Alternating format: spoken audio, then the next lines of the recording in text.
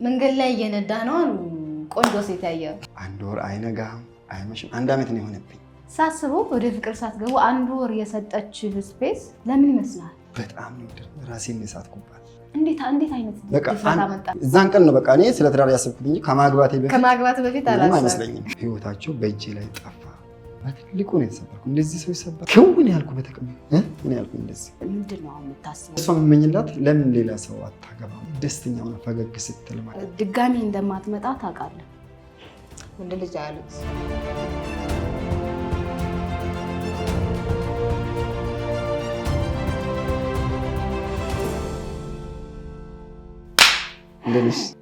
ተመልካቾቻችን እንግዲህ የዚህ ሳምንት ያልተላኩ መልእክቶች ፕሮግራማችን ጀምሯል። የዛሬ እንግዳይ እጅግ በጣም የሚገርም ያልተላከ መልእክት ማለት እንችላለን አይደለ? ለሚያደምጡን ያልተላከ መልእክት ሰምታችሁ የምትማሩበት የግል ታሪኩን ሊያወያየን እዚህ መጥቷል። ማን እንበል? ፍቅርአብ አበራ። ፍቅርአብ አበራ። ሙሉዓለም አበራ። 2 ስም ነው ያለኝ። 2 ስም ነው ያለኝ? አዎ፣ የስም ሀብታም ነኝ። ፍቅርአብ አበራ፣ ሙሉዓለም አበራ። የቱን ነው የምትጠቀመው? ቤተሰብ ሙሉዓለም አበራ ሙሌ ነው የሚሉኝ። በቃ በሙሌ ነው የሚታወቀው አብዛኛው ሶሻል ሚዲያ ላይ እና አንዳንድ ቦታ፣ አብዛኛው ቦታ ደግሞ ፍቅርአብ አበራ ፍቅር ተብዬ ነው የምጠራው። የቱን ነው የምትወደው? እኔ ፍቅር ብንባል ለምንድን ነው ፍቅር የሚባለው? ፍቅርአብ አክቹዋሊ ፍቅር እንዴት ነው? ለምን ወደድከው ፍቅር የሚባለው? እኔ በህይወቴ ውስጥ ለፍቅር ትልቅ ቦታ አለኝና ስሜ ራሱ በሱ ብጠራ ከልጅነቴ ጀምሮ ነው ደስ የሚለኝ እና ለምን ወደዛ አልጠረኝም ምናምን ብዬ በጣም ቆጭ ነበር። አባቴ ለምን እንደዛ አላልከኝ ምናምን እላለሁ። ከዛ አባቴ የሚወደኝ ሙሉዓለም አንተ የዓለም ሙሉ ነህ፣ ዓለም አንተ ስትኖረው ዓለም የምትሞላ ምናምን ይለኝ ነበር። ነፍሱን ይማር ነው ዛሬ በህይወት። ለዛ ነው ፍቅር ተብዬ መጣ። ሰው አንተ ፍቅር ራስህ በመረጥ ማለት ራስህ በመጫ ናይስ። እንኳን ደህና መጣ ፍቅር። እንኳን ደህና ቆይሽ። ደስ ብሎኛል። የተገናኘንበት አጋጣሚ ይገርማል አይደለ? አመሰግናለሁ። የተገናኘንበት አጋጣሚ በቲክቶክ አጋጣሚ በግል ቲክቶኬ በምጽፋቸው ነገሮች ስሜት ሼር አረከኝ። በጣም ነው የገረመኝ። ብዙ ሰው ቢያየው ቢሰማው የተሻለ ነገር ያገኝበታል ብዬ ስላሰብኩኝ ነው እዚህ እንድትመጣ የጠየቅኩና ፍቅርአብ በድጋሚ ስለመጣህ እናመሰግናለን። ግን ከየት እንጀምር? ፍቅርአብ የት ሀገር ልጅ ነው? የት አደገ? አመሰግናለሁ ነፂ። እኔም ላመሰግን ይፈልጋል። እውነት ለመናገር የምትሰሪያቸውን ስራዎች በዚህ አጋጣሚ በቃ በጣም ነው የሚማርኩኝ። ቲክቶክ ላይ ገና ሳይ የመጀመሪያ ቀን ያየሁትኝ አንዳንድ ድራማ ምናምን ስትሰሩ ነው ያየሁት። ከዛ ከሱ እየተከተልኩኝ ከቀን ወደ ቀን የምታደርጊው ፖስቶች እና ለምን አልጽፈም ምናልባት አይታወቅም በዛ በኩል ጻፍኩልሽ እና እኔም በጣም ነው የማመሰግንሽ። እውነት ለመናገር በጣም ነው የምወድሽ። እኔ የወለጋ ልጅ ነኝ። ክፍለ ሀገር። እዛው ነው ያደግከው? እዛው ነው የተወለድኩኝ፣ እዛው ነው ያደግኩኝ ኦልሞስት እስከ 20ዎቹ እድሜ። እውነት? እስቲ ወለጋን አስተዋውቀን። ወለጋ ሆሮ ጉድሩ ሻምቡ ነው ዞናችን። አሁን እንኳን ስኳር ፋብሪካ ፍንጫ ስኳር ፋብሪካ ማያቅ የለም። አብዛኞቹ ማያቅ የለም። በስኳር ነው የምትታወቀው። ወለጋን እስቲ ግለጽልን። ወለጋ በጣም ምቹ አየር ነው ያለው እና ወንዛማ ነው። ትላልቅ ወንዞች አሉ። አመርቲነሽ የሚባሉ ትላልቅ የተገደቡ ኃይል ማመንጫዎች አሉ። ከባባድ የስኳር ፋብሪካዎች አሉ። በጣም ሰፊ ሄክታሩን አላቅም ብቻ በጣም ሰፊ ስንት መቶ ሺህ የሚሆን ሄክታር ላይ ያረፈ የስኳር ፋብሪካ ነው ያለው እና ምን ልበልሽ በቃ ለምለም ነው። በጣም ለምለም ጫካማ ነፋሻማ ሀገር ነው እንደሆነ እዛ ያደኳን ስንት በረሃ ውስጥ ያደገ ሰው ነው መስሎ ፊቴ እና በጣም ደስ የሚል ሀገር ነው። ሳልፈልጎ ነው የወጣሁት። መውጣት እንኳን ሳልፈልግ እወጣለሁ ብዬ አስቤ አላውቅም ነበር። እዛ ተማርክ? ወለጋ ነው የተማርከው? ስንት ዓመት ነው አሁን? 30 ኦኬ። ትምህርት ላይ ስለ ትምህርት ወለጋ ነው የተማርከው? ረዥሙ ትምህርት እኔ ከልጅነቴ አያቴ ጋር ነው ያደግኩኝ። ቀበጥ በአያት እጅ ያደገ። እሺ በብረድስት እየበላ ያደገ በብረድስት እየበላ ምናምን እሺ ማለት በቃ ሮጭ ምትቻ እጄን የሚከት ምናምን እንደዛ ነው ያደግኩኝ እና ከዛ እዛው ትምህርት ጀመርኩኝ። እስከ 4ኛ ክፍል ምናምን ተማርኩኝ። ትንሽ ነፍስ ሳውቅ አባቴ ቤተሰቦቼ ወሰዱኝ እንጂ እኔ ይሄ ምንድን ነው የሚባለው ሀርመጎሳ ነው የሚባለው ጡት ማስጣል ሕፃን ልጅ እንደዛ ነው የሚወሳሰደው እና ክፍለ ሀገር ጡት ልታስጥለኝ እናቴ ቤተሰቦቿ ጋር ልካኝ በልጅነት ጡት እንድታቆም በዛው እዛው ቆየሁ። ምንድን ነው የሚባለው? እንደዛ አይነት ሀርመጉሳ ይባላል። በኦሮምኛ ሀርመጉሳ ነው የሚባለው እና እዛ ነው ያደግኩኝ። አያቴ ጋር እስከ 4ኛ ክፍል እስክደርስ ድረስ እዛ ቆየሁ። ከዛ ተመለስኩኝ። ቤተሰቦቼ ጋር ትምህርት መከታተል ጀመርኩኝ። ከዛ ቤተሰቦቼ ከነበሩበት ወደ ሌላ ወደ ስኳር ፋብሪካው ወደ ከተማ ክፍለ ሀገር ገጠር ላይ ነበር ሙቭ አደረገው። ከእነሱ ጋር እዛ ያደረግን ኢሚዲየትሊ ኦልሞስት 8-7 ምናምን ትምህርት ላይ ስደርስ አሻፍረኝ ማለት ጀመርኩኝ። ትምህርት አስጠላ። ትምህርት በጣም እየቻልኩኝ አስጠላኝ። በጣም እችላለሁ ትምህርት። ጎበዝ ነህ? እንዴት አስጠላ? ይሄ ደረጃ አለኝ። ሁሌ ተሸላሚ ነበርኩኝ ትምህርት ቤት። ጎበዝ ልጅ ትምህርት ሲያስጠላ ለመጀመሪያ ጎበዝ ሆኜ ብቻ አላጠናም። ሲሄድ ሁሉንም ፈተና ምናምን ደፍኜ የምገባው አልፈራ ምናምን በቃ በኮንፊደንስ አለኝ። መድረክ እመራለሁ ተማሪ ትምህርት ቤት በቃ ሁሉም ነገር ድፍረት አለኝ። ሰዎችን መሰባሰብ እወዳለሁ። ከዛ ትምህርት በቃ ሲያስጠላኝ እኔ ምንድነው መሆን የፈለግኩኝ? ሹፌርና ብርቅ ነበርና ወይ ሹፌር ወይ ወታደር መሆን ነበር የምፈልግ። ፌዴራሎች እንደዚህ መሳሪያ ይዞ ሲከበሩ ምናምን አይነበርና እንደዛ ነው። 8ኛ ክፍል እንደዛ እናንተ እድሜ ላይ ያሉ ልጆች ትምህርት ማቆም ሲፈልጉ ቢያንስ መታው እንትን መንጃ ፈቃድ ለማውጣት 8ኛ እንጨርስ ነው የሚለው ቤተሰብ። መንጃ ፈቃዷን ለማውጣት ለምንም ከዛ ታግለው ምን ብሎ በቃ እኔ እንደዛ ነው እንቆይ ወይ እጠፋለሁ። የመጨረሻ ልጠፋ ነበረ ውትድርና ሂጅ ለመግባት። በሰዓቱ እንዴት ነበር ውትድርና እና መንጃ ፈቃድ ያለው ሰው እንዴት ነበር? በፈቃደኝነት ነበረ። ምዝገባ አለ። ፖሊስ ጣቢያ ትሄጃለሽ፣ ትመዘገቢያለሽ። ግዳጅም የለም። በቃ ዝም ብለሽ ትመዘገቢያለሽ። ከሆነ ወራት በኋላ ይጠሩሻል፣ ትሄጃለሽ። ይከበር ነበረ ማለት ይቀበሉ ነበረ። ይሄ እድሜ ምናምን እንጂ ከዛ ውጪ ወታደር እኛ ሰፈር በጣም ይከበራል። ይሄ ፌዴራል ፖሊስ ምናምን ስናይ በቃ እስኪ ዞር እስኪል ድረስ ምናምን እንከተለዋለን። ጭራሽ እና እንደ ብርቅ በቃ በጣም የተከበረ እንትን ነበርና እውነት ለመናገር መከበር ያለበትም የሀገር ኩራት ነው። መከበር ያለበት ሀገርን የሚያጸና ተቋም ነው ወታደር፣ ፖሊስ። እኔ በጣም ዛሬም ድረስ በጣም ነው የማከብረው እውነት ለመናገር አይደለ? እንደዛ ነው መሆን ያለበት። አንዳንዴ ከጊዜ ወደ ጊዜ የሆኑ ነገሮች መስመር እየቀየሩ ምናምን ይመጡና መከበር የሌለባቸው ሰዎች ሳይከበሩ እየቀሩ ሌላው ሲከበር እናያለን። ጊዜ እንግዲህ የሚያመጣ ይዘዝልም። ያም ሆነ ይህ ግን መከበር ያለባቸው ሰው በሰዓቱ ውትድርና የሚከበር ስለሆነ ውትድርና ለመግባት አሰብክ። ሌላው አማራጭ ደግሞ እንትን ነበር መንጃ ፈቃድ። ሹፌርስ እንዴት ነበር? የሹፌር አቀባበል እንዴት? ሹፌር አቀባበል ገና በቃ አንድ ቀን ቤተሰቦች እሺ በቃ ሾፌር ትሆናለህ ምናምን ስሉኝ መንጃ ፈቃድ አወጡልኝ። እንደምን የምታምሬ ምን ብዬ መንጃ ፈቃድ ሲወጣልኝ ኢሚዲየትሊ የት ነው የገባው? ገራጅ ነው የተቀጠርኩኝ ማለት ነው። ገራጅ ተቀጥሬ አስታውሳለሁ። የሆነ አውቶቡስ ገራጅ ውስጥ ቆሟል።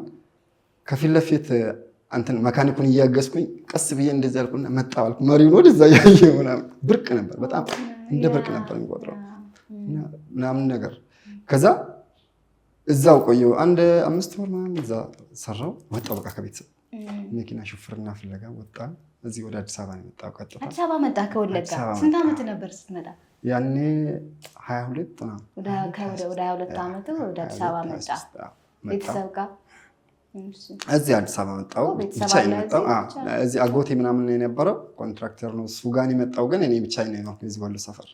ብቻዬን ተከራይቼ ኖርኩኝ። ስራ መስራት ጀመርኩ። ቤት በኩል ሹፌር እንደመሆን ነው የማስበው ሁል ጊዜ። መንጃ ፈቃዱ አለ። መኪና ሲያልፈኝ አያለው። ዛጉ ህንፃ ነበረ የምንሰራው እዚህ ልደታ ፍርድ ቤት ፊት ለፊት ከያሬድ ቤተክርስቲያን ፊት ለፊት እንትን ወሎ ሰፈር እስከ ልደታ ድረስ በእግሬ ነው የምመጣው መኪና ለማየት። ይሄኛው መኪና ነው የሚይዘው፣ ይሄኛው መኪና ብርቅ ነበር ይላል። ከዛም እያልኩኝ በቃ ሾፌር ሆንኩኝ። ወጣሁ ከአዲስ አበባ ክፍለ ሀገር ሌላ ድርጅት ላይ ፈላለኩኝ። እጄን ፈታ ምናምን ሾፌር ሆንኩኝ። ኢሚዲየትሊ በቃ ጊዜ አልወሰደብኝም። ወዲያው መኪና ያዝክ። ብዙ ጊዜ መንጃ ፈቃድ ይዘህ መኪና ለመያዝ በጣም ያስለፋል። ማንም ሰው አምኖ መኪና አይሰጥህም። ይኑርህ አይኑርህ የሚለው ነገር ያስፈራቸዋል። ሾፌር ሆንክ፣ መኪና ያዝክ። አዲስ አበባ መኖር ጀመርክ ወይስ እንዴት ሆንክ? ሰራው ለሆነ ጊዜ ግድብ ላይ ነበረ ወደ ቦረና አካባቢ እዛ ሰራው። በጣም በቃ አለ አይደለ ጥሩ ሾፌር ሲሆን ወደ አዲስ አበባ መጣሁኝ። እዚህ መኖር ጀመርኩ። ከዛ ተመልሼ ወደ ክፍለ ሀገር ተመለስኩ። እዛም ሹፍርና አገኘሁ፣ እዛ ተመለስኩ በድጋሚ። ቤተሰብ ይሻላል። ይሻለናል። ጠገብኳ ዘወሬ ምናምን ስላየሁ ሌላውን እኛም ራሱ ብንመለስ ደስ ይለናል። አንድ ዛሬ ሆኖ እዛው ነበር የሚቀረው። ሰው ተመለሰ ቤተሰብ ያለበት ሀገር ቤተሰብ ጋር ሹፍ አገኘህና ስራ እዛው ገባ ጀመርኩኝ። እዛ መኖር ተጀመረ። ከቤተሰብ ትንሽ 40-60 ኪሎ ሜትር አካባቢ ያው ተከራይተህ ነው ግን እዛው ተከራይቼ ነው የምኖረው። ተከራይተህ ቤቱ አለ፣ ድርጅቱ ቤት ይሰጣል። እኔ አልኖርም። እኔ ተከራይቼ ነው የምኖረው። በቃ ላጤ ሆኜ መኖር ደስ ይለኛል። እንደዚህ ድርጅት ቤት ውስጥ ከሰዎች ጋር ምናምን ደባል መኖር አልወድም። እዛ እየኖርኩ ሌላ ነገሮች መከሰት ጀምሮ ወደ ወለጋ ተመለሰ ሹፌር ሆንክ አሉ ስሰማ መንገድ ላይ እየነዳ ነው አሉ ቆንጆ ሴት ያየ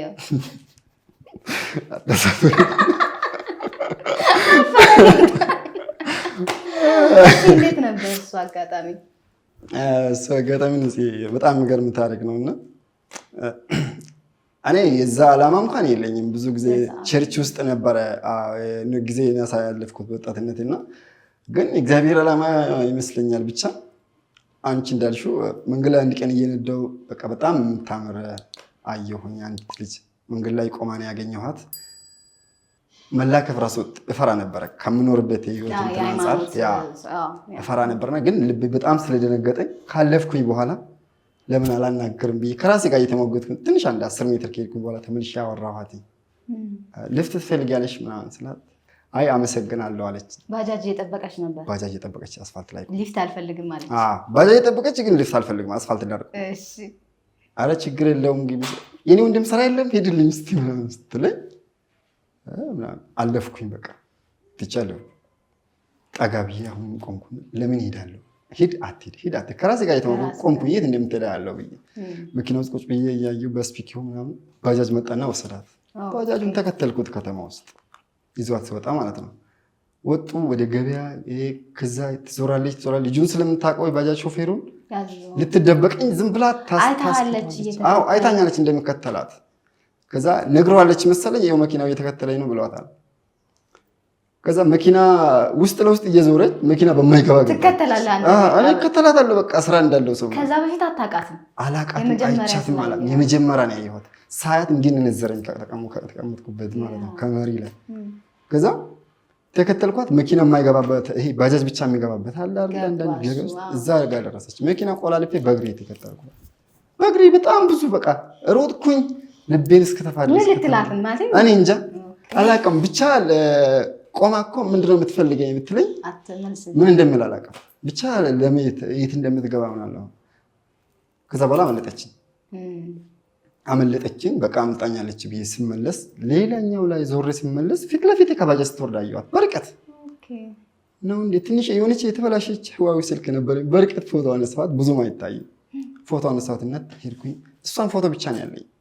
እንግዲህ ለወራት ምናምን ስፈልጋት ፎቶ እያሳየ እሱን ፎቶ እያሳየሁ ምናምን ሼም የያዘኝ እየተደበቅኩ የማውቀውን ሰው እየቀረብኩኝ እቺ ልጅ ማነች እያልኩ እየጠየቅኩኝ ነበር። በዚህ ሁኔታ የሰፈሯን ሰውን የጠየቅኩኝ። እብን ስንጋባ ተጋብተን ነበር። እውነት ለመናገር ባለፈው እንደነገርኩህ ስንጋባ እሱ ነው የሚዜ የሆነ ፎቶውን አሳየህ? ፎቶውን አሳየሁት። እቺ ልጅ ታውቃታለህ? እቺ ልጅ ክሊ አይደለችም እንደ ምናምን ብሎ ዙም አድርጎ ምናምን ሳያት ራሷ ነች። ስሟ አዩ ነው የምትባለው። በዚህ አጋጣሚ አያንቱ አዩ ነው የምትላት? አዩ ነው የምላት። ማሚ ነው የምላት። እኔ ያው ቤተሰብ ነው አዩ የምላት። እኔ ማሚ ነው። ፎቶ አወቃት። የሚያውቃት ሰው አገኘ ከወራት በኋላ አገኘኋት። ከዛ ቦታ እንዲጠቁመኝ ለመንኩት ማለት እግሩ ላይ ወድቄ ለመንኩት። ቤታቸውን ብቻ አሳየኛል። ቤታቸውን አሳየኝ። ቤታቸውን ሲያሳየኝ ሁሌ መቆሚያ ይዛ ከስራ ሰዓት ውጭ ዝም ብለህ ትቆማለህ? እዛ ቆማለሁ፣ ጠብቃታለሁ። እዛ ቆማለሁ። ሁሌ ታየኛለች። እዛን ቀን እሷን ምልክት አድርጋለች ስለተከተልኳት። ሁሌ ታየኛለች። ስትወጣ አያታለሁ፣ አላናግራትም። ስትገባ አያታለሁ፣ አላናግራትም። በስተመጨረሻ በቃ አንድ ቀን ደፍሬ ያወራኋት። ስትወጣ ትምህርት ቤት ስትሄድ የት ነው የምትሄጂው? አይታይህም እንዳለች ዩኒፎርም ለብሳለች። አይ ያው ለማውራት ያህል ነው፣ ፈርቼሽ ነው ያልኳትና እስቲ ቆመሽ አውሪ ምናምን ብዬ ይሁን እንድታወራኝ ሳስገድዳት በቃ መንገድ እንደዚህ ብላኝ በግዴታ ሄደች። አላወራህም ስትሄድ ተውኩኝ። እዛን ቀን በማግስቱ እንደዛ አወራኋት። ወጣ አወራችኝ። ምንድነው የምትፈልገው አለችኝ። ከዚህ በር ላይ ካልሄድክ አባቴን ነው የምጠራብህ ብላ በር ገብታ ስትዘጋብኝ ቆሜ ክላስ ቀወጥኩ እዛ በር ላይ። ምክንያቱም እኔ አላቅም ቤተሰቦቿ ማለት ቤተሰብ እንደሆኑ 12 ሆነው የተወለዱት ማለት ነው። ወንዶች ናቸው። በጣም ኃይለኞች ቤተሰብ ነው ያላት። አላቅም ነበረ። ከዛ በኋላ ነው ሰው የሚነግረኝ። አንተ ክላክስ አረክ እኔ ክላክስ ቀውጣለሁ እዛ ቆሜ እናትየው ወጥተው እንደዚህ ምንድነው በር ላይ የሚጮው ብሎ ያዩኛል አይቻቸው ባላይ ዝቅ ብዬ ክላክስ ቀውጣለሁ ከዛ መጣች ወደ 12 ሰዓት ምናምን ሆኗል ማታ መጣች ለምንድነው የምትፈልገው እኔ አንቺን የምፈልገው ነው ያወረኝ እንኳን እሺ ውጣ መጣሁ ብላኝ ጠጋ ብዬ ጠበቅኳት መጣች ሁለተኛ እዚህ በር ላይ ከቆምኩ መጣ እዚህ በር ላይ ቆሜ ካየው አባቴ ነው መጣራ አባቴ ምንም ረህራህ የሚባል ነገር ነፍሴን ነው የሚያጠፋኝ በጣም ያስፈራራችኝ እሱ አንተን ብቻ አይደለም እኔ ቤተሰቦቼ ማዋራ አልፈልግም እኔ እንደዚህ ነኝ እኔ እንደዚህ በጣም ብዙ አወራችኝና ሁለተኛ እዚህ በር ላይ እንደዚህ ብላ ነው በር እንደዚህ መጣብኝ ሄደች ላገኛት አልቻልኩም ያለኝ አጋጣሚ አማራጭ አሁን እዛው መሄድ ነው ተመልሼ አንተ ዝም ብለህ ትሄዳለህ ዝም ብዬ እሄዳለሁ በስተመጨረሻ እኔ አወራሃለሁ እዚያ አትምጣለችኝ ቀጠረችኝ አንድ ቀን ቀጠረችኝ እሺ ምናምን ብዬ የሆነ ቦታ አመሻሽ ላይ 12 ሰዓት አካባቢ ላይ ከጀርባ አስፋልት ላይ ስትቀጥረኝ ጠበቅኳት እዛች መጣች ትመጣለች ብዬ አልጠበቅኩም ምክንያቱም አታውቀኝም እንደመጣች ቀጥታ ገባችና በር ብርግድ አድርጋ ገብታ በሩ እንደዚህ ዘግታ ሂዳለች የት አልኳት እኔ አላውቅም የፈለግኩ ቦታ ሄዳለች ከዛ ወደፊት ነው ወደ ኋላ ወዴት ጠፋኝ መንገድ የት እንደሚሄድ አልጠበቅኩም ነበር መጀመሪያም አላሰብኩም ከዛ ሂድ ስትለኝ ምን እያደረገች ነው ወይ ሰው እያስጠበቀች ነው እንዳለ የፈለግኩ ቦታ ሄዳለች አንዴ ወደ ኋላ እሄዳለሁ አንዴ ወደፊት እሄዳለሁ አንዴ ዞሬ እመልሳለሁ ምንድነው የምትሄድበት ካለለ ወይ መልሰኛ ነው ልግባበታለሁ አልመልስሽም ዝም ብዬ አልመልስሽም ወደ መጣልኝ ቅጥታ ሲነዳ የት ቤት ጥሩ መቃብር በድንጋጤ ማለት ነው መቃብር ውስጥ ነው እንትን ያለው እዛ ቆመን አወራ መኪና ውስጥ በጣም ብዙ መስጠንቀቂያ ሰጠችኝ በደንብ ዲቴል አወራችን ስለ ቤተሰቦቿ ያ በጣም ከባድ ቤተሰብ እንደሆኑ የመጨረሻ ልጃቸው ናት በጣም የምወዷት አብዛኞቹ ስራ ይዘዋል እሷ ነች ቤት ውስጥ ያለችው ሁሉም ቤተሰብ ቢያልቅ እሷ ብቻ በህይወት ብትኖር ሁሉም ሰው እንደዛ ነው የሚያስበው ያ በጣም ቫልዩ አላት እንደዛ አይነት ሰው እንደሆነች ታስረዳኝ ፈራውን ይበልጥ ወደድኳትም ግራ ገባኝ ነገርየው ስለዚህ እንደዚህ አጨቅጭቀኝ ላስብበትና ወይ ተወኝ ወይ ላስብበትና እስከ ዛሬ ወር ደውልልሃለሁ አለች እስከ ዛሬ ወር ስልኬ ላይ ሳትደውል እኛ ቤት ሳመጣ ጠብቅኝ አለች ከባድ ነው እሺ ጠብቅሻለሁ አለ ምንም ማድረግ አልችልም ፈርቻለሁ ምክንያቱም ይሄን በደንብ ማሰብ አለብኝ ስለ ቤተሰቦቿ ማጥናት አለብኝ ገባውና እሷን አስገባዋት በቃ ጨረስን እዛ አስገባዋትና አንድ ወር ሙሉ ጠበቅኳት ምንም እንትና በሰዓቱ ግን እንደወደድካት እርግጠኛ ነበርክ አዎ አንዴ አይታት ነው የሁሉ ነገር እያረክ ያለው እንደወደድካት አንተ እርግጠኛ ነበርክ እንደመወዳት አስብ እንትን ብያለሁ በቃ እርግጠኛ ሆኛለሁ ልክ ያየኋት ቀን ለረጅም ጊዜ የምታስቢው ሰው አለ በአእምሮሽ ውስጥ ከዛ ድንገት ያልጠበቅሽው ቦታ ላይ ባልጠበቅሽው ሰዓት ብታገኙ እንዴት እንደምትደነግጭ እንደዛ ስሜት ነበር የተሰማኝና አላቃተም አላሰብኩበትም ለምን እንደዚህ ደነገጥኩ ይሄን ነገር ማጣራት ዘመዴ ናት ምን ይናት እቺ ልጅ እንደዚህ ደነገጥኩኝ በቃ ስለዚህ ማጣራት ስላለብኝ ነበር የተከተልኳት አንድ ወር ተሰጠ አንድ ወር እንዴት አለፈ አንድ ወር አይነጋም አይመሽም አንድ አመት ነው የሆነብኝ በቃ ወይ ኳስ ጫወታለሁ ወይ ዝም ብዬ ከተማውን ዞራለሁ አንዳንዴ ፍቃድ ወስጄ ቤተሰብ ጋር እሄዳለሁ አንድ ወር ለመጨረስ ምጥ መጣብኝ ማለት ነው አንድ ወር ተሰቃይቼ ጨረስኩኝ በወሯ በቀኗ በሰዓቷ ደወለች እኔ ሰዓቷ እንድትደርስ ነው እንጂ ራሴ ደውል ነበር ሰዓቱ ሲደርስ በሰዓቱ ደወለች ከዛ በረደልህ ምናምን አለች ደውላ ማለት በረደልህ ስትለኝ የደነገጥኩት ድንጋጤ እንግዲህ የመጨረሻ ደስ ነው ጨውኩት ቤት ውስጥ እሺ እንዳለችኝ እንትን አለች ተቀራረበ እሺታ ነው አሁን በረደልህ ምናምን ያወራችኝበት ወይ የቅርብ ሰው በቃ የተቀበለች አይነት ነገር ጮኩኝ ቤት ውስጥ ደሳሌ ወጣው በቃ ከቤት ዝም ብዬ ዞርኩኝ ከተማው አወራን ትንሽ በቃ እሺ እናወራለን እዚህ ሰፈር አትምጣ አታግኝ ዝም ብለን በስልክ እናወራ እዛው ቆያለሁ እኔ ተማሪ ነኝ እኔ እንደዚህ ነገር ያለው ምናምን ስትለኝ ኦኬ እኔ ማጨናነቅ አልፈለኩም እሺ ብዬ እዛው ቆየን በቃ እንደዚህ እያለ ወደ ፍቅር ገባን ሳስበው ወደ ፍቅር ሳትገቡ አንድ ወር የሰጠችህ ስፔስ ለምን ይመስላል እኔ እንጃ ሳስበው ትንሽ ቤተሰብ ውስጥ ይሄ አለመግባባት አለ አይደለ እንደዛም አለ በሷ ምክንያት ልጅቷ ትንሽ ይሄ ኃይለኛ ነገር ነች አንድ ነገር ማሳለፍ አትችልም እና ከአባቷ ጋር ትንሽ አለመስማማት ወላ አለ ይሄ ደግሞ እናቷና አባቷን ያጋጫል በሷ ምክንያት እናቷና አባቷ ይጋጫሉ ትንሽ አእምሮ ውስጥ ትራማ አለ። እኔ ብተውስ ከመሀላችሁ በወጣስ አይነት የምታስበው ነገር አለ ዛሬ ላይ እሱን ሳስብ። እኔ ግን አንድ ወር ስትሰጥህ ምን አንደርስታንድ አድርጌ ነበር መሰለህ በዛ ርቀት ውስጥ ይረሳል ወይ ቀልዶ ነው ምናምን ይተዋል የሚል ተስፋ ኑሯት ከሆነ በቃ ይሄ ፈተናም ነው። አሁን በአንድ ወር ውስጥ ሌላ ነገርም ልታይ ትፈልጋለች። ያው ሴት ልጅ አይደለች ማጥናት። ይሄ እንግዲህ እኔ በማላውቀው በጀርባ ልታስጠናኝ ትችላለች፣ በወንድም በሴትም እሱን አላውቅም። ከዛ በኋላ ግን ነግራኛለች ማን እንደሆንክ ምን አይነት ሰው እንደሆንክ።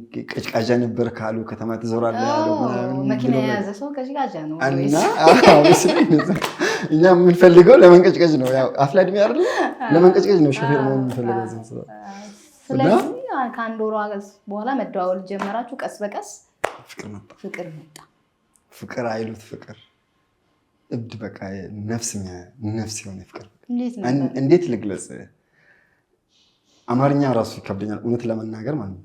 በጣም ነው ወደድኳት፣ በጣም ነው ወደድኳት። ራሴን የሳትኩባት የመጨረሻ ስወዳት፣ እሷ ደግሞ ከኔ ባሰች። ሌላ ዓለም ላይ ገባን። እንደዚህ አይነት ዓለም አለ እንደ እስክል ድረስ ሌላ ፍቅር ውስጥ ገባሁኝ። ተፋቀርን፣ ፍቅር ጀመርን። ከዛ እኔ ዞር የለህ የተለያየ አዲስ ነገር አያለው ምናምን። ከዛ እሷ እኔን ብቻ ነው የምታይን፣ ትምህርት ቤት ጓደኞቿ፣ ቤተሰቦቿና እኔ እነሱ የተለመዱ ናቸው፣ እኔ ነኝ አዲስ። ስለዚህ እኔ ድርቋ ነኝ። አንተ ላይ ኦብሰስድ ትሆናለች። ሁሌ ፎከስ የምታደርገው እኔ ማግኘት ከኔ ጋር ማውራት ነው። እኔ ደግሞ ራሴን ቢዚ ማድረግ ጀመርኩኝ።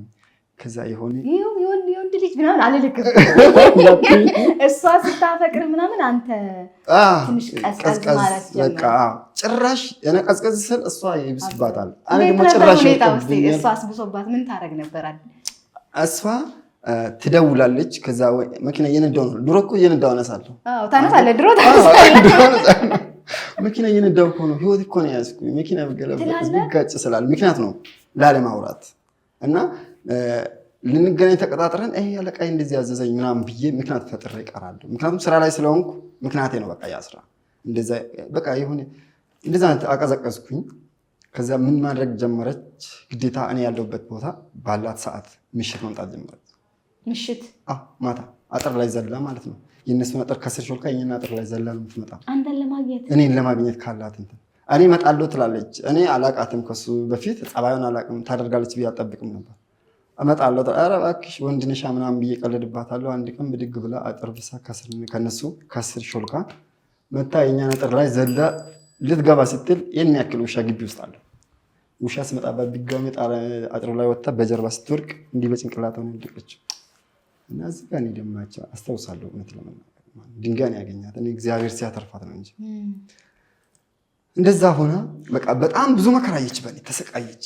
ትዘላለች ማለት ነው። በቃ መከራውን አይታ የሽንት ቤት የፈረሰ ሽንት ቤት ምናምን ያለው ሽንት ቤቱ ላይ እንደዚህ ተራምዳ ነው እኛ ግቢ መግባት የምትችለው። ወይ በዚህ በኩል ከመጣች ውሻዋ ይበላታል፣ በጀርባ እንደዚህ ቀሽ ሳትል እና ያን ሁሉ ስቃዩን እያየው ራሱ ምንም አይመስልኝ ነበር። አንተ መጀመሪያ ላይ አፍቅረህ በጣም ፈልጋት እንትን ብለዋል? ፈልጊያት በጣም በቃ እኔ የመጨረሻ ሆኜ በጣም ስትሆንብኝ ያው አላርደ ብዙም እንትን ስላልሆንኩኝ አቀዘቀዝኩኝ ነኝ።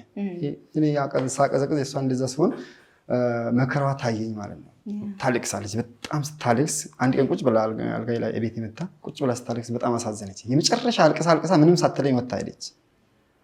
ከዛ ተመልሼ አዘንኩላት። የመጨረሻ ነው ያሳዘነችኝ። ኦኬ ተመለስኩኝ። ለምን የሰው ሰው ጎዳለሁ? በቃ ራሴን ሰበሰብኩኝ። ግዴታ ፍቅር አስይዣለሁ። እኔ ነኝ ራሷ ወደ እሷ ሄድኩኝ። ስለዚህ በኖርማል መኖር አለባት፣ ማሳበድ የለብኝም ምናምን ብዬ ትክክለኛ ወደ እሷ ቀለበት ገባሁ። አንድ ሆንን፣ ተፋቀርን ማለት ትክክለኛ ድጋሚ። ይሄኛው በጣም ደስ ይላል። በቃ ሁሉም እኩል ነው። ሁለታችንም ወጣ ገባ ብለን መተናል። አሁን ትክክለኛ መሆኑን ስትረዳ እንድንጋባ ፈለገች። ተፋቀራችሁ፣ ነገሩ እኩል ሆነ ማለት ነው። እኩል ሲሆን ስንት ዓመቷ ነበር? ያኔ 17 ዓመቷ። 16 ጨርሳ ገና 17 ዓመቷ። ፍቅራችሁ እኩል እየሆነ ሲመጣ ነገሩ እየጋለ መጣ። ምን ተፈጠረ? ከዛ ትዳር ማሰብ ጀመረች። 17 ዓመቷ። በቃ ትምህርት ማቋረጥ፣ ትዳር ውስጥ መግባት ፈለገች።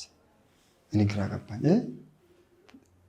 እንጋባ እሺ እናስብበታለን እያልኩ እኔ እምቢ ማለት አልችልም። በጣም ወደድኳት። አሁን እንግዲህ እምቢ ካልኩ ማጣት ነው የመሰለኝ። አሁን ከልቤ ስለወደድኳት ማለት መቀለድ አልችልም። ስለዚህ እንደዛ ስትለኝ እሺ እንቆይ እናስብበት፣ እሺ ይሄን እናድርግ፣ እሺ ይሄን ምክንያት እየፈጠርኩኝ ረጅም ጊዜ አቆየኋት። የሆነ ጊዜ ቤት ውስጥ ቅድም እንዳልኩሽ በሷ ምክንያት አለመግባባት አለ። የሷ ቤተሰብ እንግዲህ እኔ ጋር እንደምትመጣ ጭራሽ ያወቁ አባቷ። እሱ ደግሞ የበለጠ ቤት ውስጥ አደጋ ፈጠረ። እናቷ ላይ ሌላ ጫና ፈጠረ ማለት ነው። ህይወት ነፍስ እስኪጎዳ ድረስ። አንድ ነገር ይዘልሃል። ስልክ ሰጠች፣ ስልክ ቁጥር ሰጠች መሀል ላይ። እስቲ እሱን ደሳኝ ስትነግረኝ በጣም ገርሞኝ ነበር። ስልክ ቁጥር ስልክ ነበራት ነው ወይንስ የማንን ስልክ ነው? የእናቷን ስልክ ነው የሰጠችኝ። አውራ የኔ ነው ብላ ነው የሰጠችኝ። ይሄ የትምህርት ቤት ስትሄድ ምናምን ሁሌ ስለማስቸግራት ስልክ ስጭኝ፣ አትሊስት ስልክ ስጭኝና እኔ ከበራችሁ ላይ ዞር ላለው ስል ኦኬ ያዝ ብላ ሰጠችኝ። የእናቷን ሰጠችኝ። አንተ የሷ መስሎ ነበር? እኔ የሷ መስሎኝ ኦኬ ምናምን ደስ ብሎኝ ሄድኩኝ።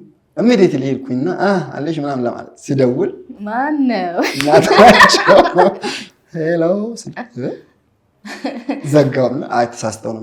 5 ደቂቃ ቆይቼ አሁንም ድጋሚ ስደውል እናቷ ናቸው። ድጋሚ ያነሳሉ።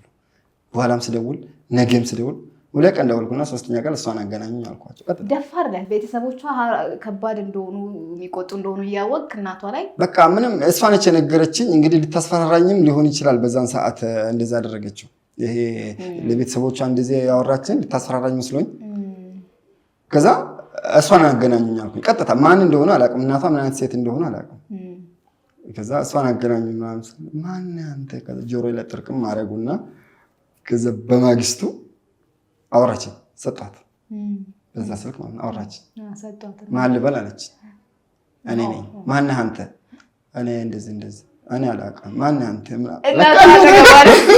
እናቷ ጋር ሆኖ ነው የሚያወራኝ። የምታወራኝና እናቷ ጋር ሆኖ ነው እኔ አላልኩም። ስልክ ሰተሽኝ ምናምን አልሰጠሁም። ኧረ አንተ ሰውዬ አብደሃል እንዴ?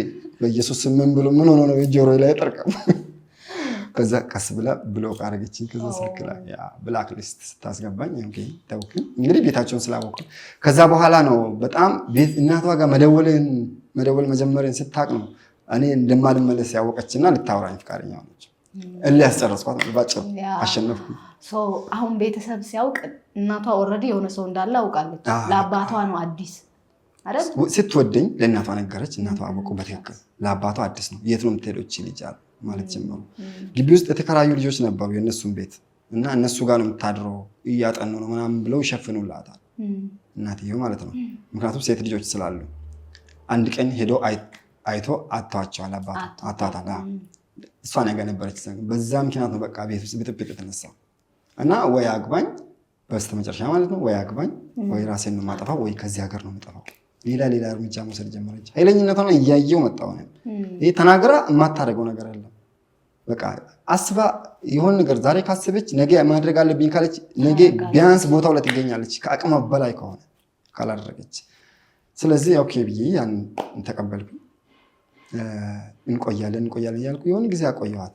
በጣም ነገር እየከረረ ሲሄድ ስንት ቀን መሰለሽ ማታ ወጥታ እኔ እየጠፋሁ ነው የምትፈልገኝ የሆነ ድረስብኝ ብላ መለሰች ማለት ነው። ከዛ አንድ ቀን 3 ሰዓት 4 ሰዓት አካባቢ ላይ ወጥታ ውጭ ናት። ግድብ አለ እኛ ቤት በታች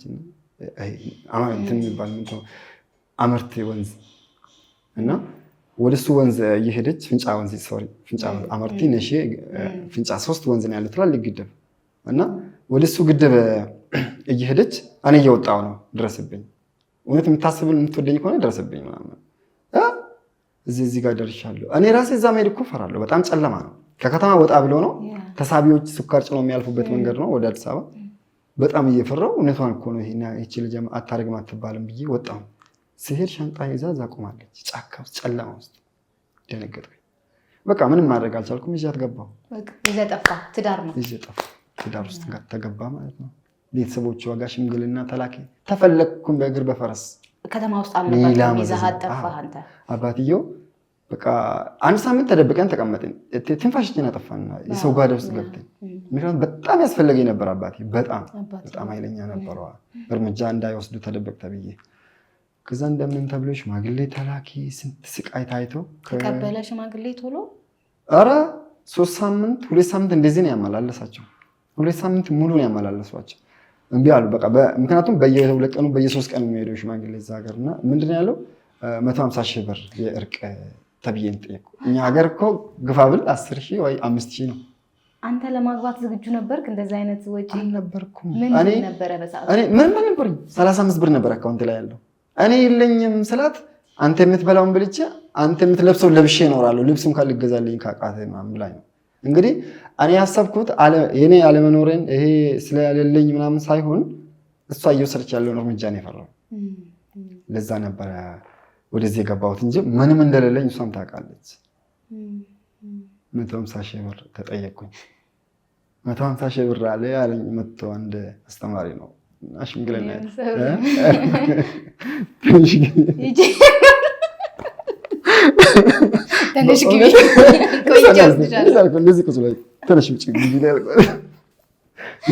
እንደዛ አልኩ። ቀልዴን አይደለም የምሬን ነው።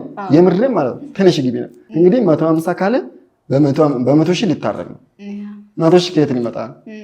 ቤተሰቦችም ያን ያህል አይደሉም እና ደግሞ አልሰሙም። የሚገርምሽ ነገር ደብቄ ነው። እኔ እዛ ጋር ብዙ ማቁኝ ትላልቅ ሰዎች ስለነበሩ እነሱ ናቸው በቃ እርቅ የሄዱት። ታላቅ ወንድሜ ብቻ ነው የሰማው፣ እሱ መጥቷል። ከዛ ሄጅላችሁ አልኩኝ። አረ እንደዛም አይደለም ምናምን ብሎ ተቆጥቶኝ እሷ የመጨረሻ ተሰማት። እኔ ሳላስብ ነው የተናገርኩ። እንዴት ከወሰደኝ በኋላ ብር አጣ ብሎ እንዴት ይመልሰኛል? እኔ ዕቃ ነኝ ወይ? የመጨረሻ ነው የተሰማት ነው ለመናገር። እኔ የመጨረሻ ነው የቆጨኝ። ከዛ በኋላ ተመላለሱ እንደምንም በስተመጨረሻ 50 ሺህ ብር ታረቁ።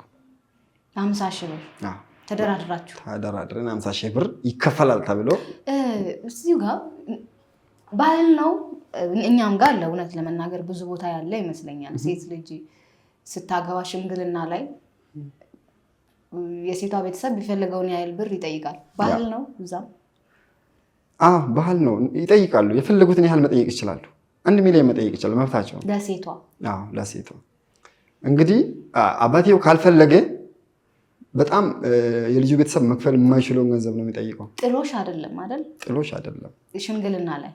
ሽምግልና ላይ ነው ይሄ። ጥሎሽ ደግሞ ሌላ መልስ ሲከር ነው ጥሎሽ የሚሰጠው እና በዛ ሁኔታ ውስጥ ነው 150 ሺህ የጠየቁት። ማለት እንደማይፈልጉ ነው የሚገልጸው። እኔ አልፈልግም ልጅ እንድታገባ አይነት ነገር። ግን ደግሞ አንዴ ሄዳለች፣ መመለስ አትችልም። ያሳመኑትም እንደዛ ብለው ነው። ይሄ ልጅ ምንም የለውም የለኝም ብል ልጅቷ ትመለሳለች። ልጁ ቢያንስ ይታሰራል። እንደዛ ነው ያንተ መጨረሻ። እና ልጆት ትመለስ ወይ ወደ ቤት፣ በምን ክብር ነው ቤት ተመልሳ የምትኖረው አይነት ተብለው በስንት መከራ እና ይሉንታ ነው ያሳመኗቸው። በ50 ሺህ ብር ተስማማን። አገባህ፣ መጣች ቤት። ቤቴ ተደገሰ። ቤተሰብ ተሰማና መጥቶ ደገሱልኝ። ወደ ቤት ገባን። በቃ 17 ዓመቷ ነው። 17 ዓመቷ የተማረችም ነው። የልደቷ ቀን ነው የተጋባ ነው። የልደቷ ዋዜማ የተጋባ ነው። እዛን ቀን ቁጭ ብዬ አነጋው። በቃ አገባው ማለት ነው። ከዛ አሰብኩ ማለት ነው። እንደዚህ ብዬ ነው የማስበው። አገባው ቤት ውስጥ ያለውን እያዩ ባለትዳር ነኝ። ከዛ ቀጣይ ዓመት የልጅ አባት እንደዚህ ነው አእምሮ እንትን የሚለኝ ማለት ነው። ባለትዳር ነኝ፣ ትልቅ ሰው። ከዛ እነ እከሌን እኮ አላወራቸውም፣ እነ እከሌ ጋር እኮ አልሄድም፣ እኔ እኮ ከዚህ በኋላ ከእነ እከሌ ጋር ነኝ ምናምን ሰዎችን ማጭማት ከውጭ ላይ ሰራው በአእምሮ ውስጥ። እዛ ነው ምሽት ነጋ። እኔ አልተኛም። ነጋ፣ ጠዋት ወጣው ማለት ነው። እሷ ተኝታለች እኮ እኔ አልተኛም። እዛን ቀን ሙሉ ለ1 ሳምንት ዝም ብዬ ስለ ትዳር እያሰብኩት። እዛን ቀን ነው በቃ እኔ ስለ ትዳር እያሰብኩት እንጂ ከማግባቴ በፊት አይመስለኝም። እኔ ስለማስታረቅ ከዛ ልጅቷን ወደ ቤት አስገብቼ በነፃነት ስለመኖር ምናምን ነበር የማስበው እንጂ ኖርማል ነበር። ትዳር የሚባለው ነገር እዛን ቀን ነው ማሰብ የጀመርኩኝ። ይከብዳል፣ ይቀላል። እስቲ እስከዛሬ ድረስ በሰዓታት ልዩነት አየው ነበረ ክብደቱ። በሰዓታት ልዩነት ስልክ ሲደወል ከዛ ስለ ወደፊት ሳስብ እንዲህ ያልኩ ወደ ትዳር ተገባ። ትምህርት እየቀጠለች ነበር። በዛን ሰዓት አስቀጠልካት ትምህርቷን? 12ኛ ክፍል ላይ ነበረች። 12 ነበረች። እሱ እንደው እስኪ እዛው ትዳር ላይ ደግሞ ሚስት ሆና እንዴት አየሃት? ሚስት ሆና የሆነ ልጅቷ ጠንካራ ነች። እውነት ለመናገር በጣም ጥንካሬዋን እወድላታለሁ። ይሄ የትልቅ ሰው አመለካከት ነው ያላት። ነገሮችን የምትመለከተው መንገድ ይሄ ትልቅ ሰው የሚያስበውን የምታወራበት ወይ ለወደፊት የምታስበው የትልቅ ሰው አስተሳሰብ ነውና ከኔ ትበልጠኛለች። አስተሳሰብ በጣም ነው የምትበልጠኝ እና ይሄ በምታደርገው ነገር በራስ መተማመን ይሰማኛል። በቃ እደገፍባታለሁ ብዬ ተስፋ ማድረጋት አይነት ነገር ነበረች። ገባን በሁለት በሶስት በሳምንት በወር ምናምን እያለ ሲሄድ በጣም ደስ የሚል ጊዜ ነበረ። የመጀመሪያም ሰዓት ስለነበረ በነፃነት የምንንቀሳቀስበት አብረን ነው የምንወጣው፣ አብረን ነው የምንገባው። ስራ ሰዓት ሲጨርስ ኢሚዲየትሊ በታክሲ በምናምን ትመጣለች ያለሁበት። ከዛ ወይ መኪና ቆመን በእግራችን እንመጣለን። በእግር ነው ብዙ ጊዜ ወክ የምናደርገው። ትዳር ውስጥ እንደምንኖር በጣም ተቀበልኩ፣ አመንኩኝ። በቃ ረጅም እንደምንኖር ልጆች እንደምንወልድ፣ ምክንያቱም ታስከዳለች፣ በጣም ተስፋ ትሆናለች። ተስፋ ሆነኝ፣ መኖር ጀመርኩ። ከዛ መኖር ስጀምር የመጨረሻ በፊት ከነበረኝ በላይ ነው ወደድኳት። በቃ ላከብራት ወደድኩኝ፣ በጣም ላከብራት። ከራሴ በላይ ንግስት ላደርጋት ፈለግኩኝ። እችንማ ንግስት አድርጌ ነው ማኖራት፣ ምክንያቱም የትልቅ ሰው ቤተሰብ ነች። በቃ አላቅም። እናቷ አንድ ቀን መጡና ቤቴ መጥተው ቡና አፍልተንላቸው ምናምን መልስ እኮ አለርነ ተደብቆ ነበር። ትዳር የመሰረትክባት ቤት ትንሽ የዚህም ቤት ግማሽ ልበልሽ ትንሽ ናት ማለት ቤት ናት። ሙሉ የሚያስፈልገን ዕቃ አሟላን። በዛ ነው ስጦታ ምናምን ሲሰጥ ስለነበረ በጣም አሳምረን። እንግዲህ የባለትዳር አይደለም እኮ የሆነ የላጤ ቤት ምናምን አለ፣ በጣም የሚያምር እንደዛ አድርገን ሰራ ነው ቀረጽ ነው ማለት ነው። እሷም ተወደዋለች እሱን ነገር፣ እኔም ወደዋለሁ። አንድ ቀን እናቷ ናፈቁኝ ብላ ጠራቻቸውና ቡና አፍልተን ምናምን ጠራናቸው። ቅልቅል ግን አልሄዳችሁም? ከዛ ቤተሰብ ተደብቆ ነው ቀስ ብሎ የሚያልፍ ምናምን አስመስሎ ሽልክ ብለው ገብቶ ተጫወትን። ነፍሳችን ማለት ዛሬ በህይወት የሉም። ተጫወትን። እንደዚህ አሉኝ። ሙሌ ነበረ። ሙሌ ያሉኝ ይህኔ ልጅ የመጨረሻ ልጄ ናት። እኔ 12 ልጆች ነው ያሉኝ። 11ዱ ጠፍተው 11ዱ ሞቶች ብቻዋ ብትኖር ወዳለሁ። የአይኔ ብሌን ነች እና ልጅ ናት። ክፉና ደግ ለይታ አላወቀችም። ስለዚህ እንደ ባል ሳትሆን እንደ አባት እንደ እናት ሆነ ያኑርልኝ፣ ልጄን አደራ ሰጥቻለሁ ብሎ እጇን ይዞ ነው ለእጄ የሰጡኝ ማለት ነው። እጇን ይዞ ለእጄ እንደዚህ ያጫወተው ነው የሰጡኝ። አደራ ሰጥቻለሁ። እዛን ቀን አለቀስኩኝ። እውነት ለመናገር ድሮ ከመወዳት ተሰማኝ። በቃ በእውነት ተረበሽኩኝ። በጣም ነው የተረበሽኩኝ። እኔ የሚፈጠረውን ነገር አላውቅም ነበር። አንተም አዲስ ነህ፣ ለዛ አዲስ ነበርኩኝና ሌላ ስሜት ውስጥ ነው የገባሁኝ። ትዳር ውስጥ እንደገባሁ የሆነ ሰው ኃላፊነት እንደተሰጠኝ፣ የሆነ ሰው አደራ እንደተሰጠኝ ተሰማኝ። ትከሻዬ ላይ ነው የጫኑኝ። ከዛ በኋላ ምስቴ የሚለውን አስተሳሰብ ተውኩና ልጅ ማሳድጋት ልጅ አድርጌ ተቀበልኳት።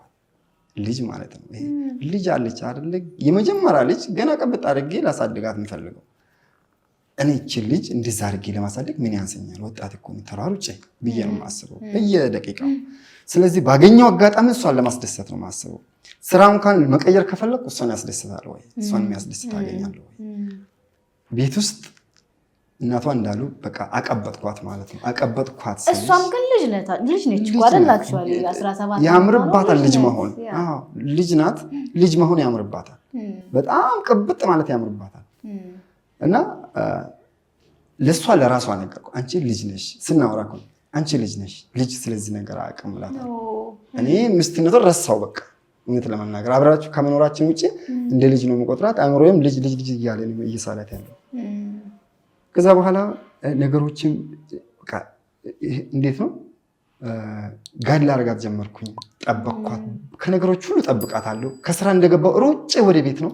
በመሀል ክፍተት ካገኘሁ ሮጬ ወደ ቤት ነው። ወይ ተኝታለች ወይ ደብሯታል፣ ይዣት እወጣለሁ። እንደዛ ቤት ውስጥ ገላዋን አጥባታለሁ፣ እግሯን አጥባታለሁ፣ በፎጣ እግሯን አድርቃለሁ፣ ፀጉሯን ቅቤ ቀባታለሁ፣ ፀጉር እሰራለሁ፣ ተሸክሜ ያስተኛታለሁ።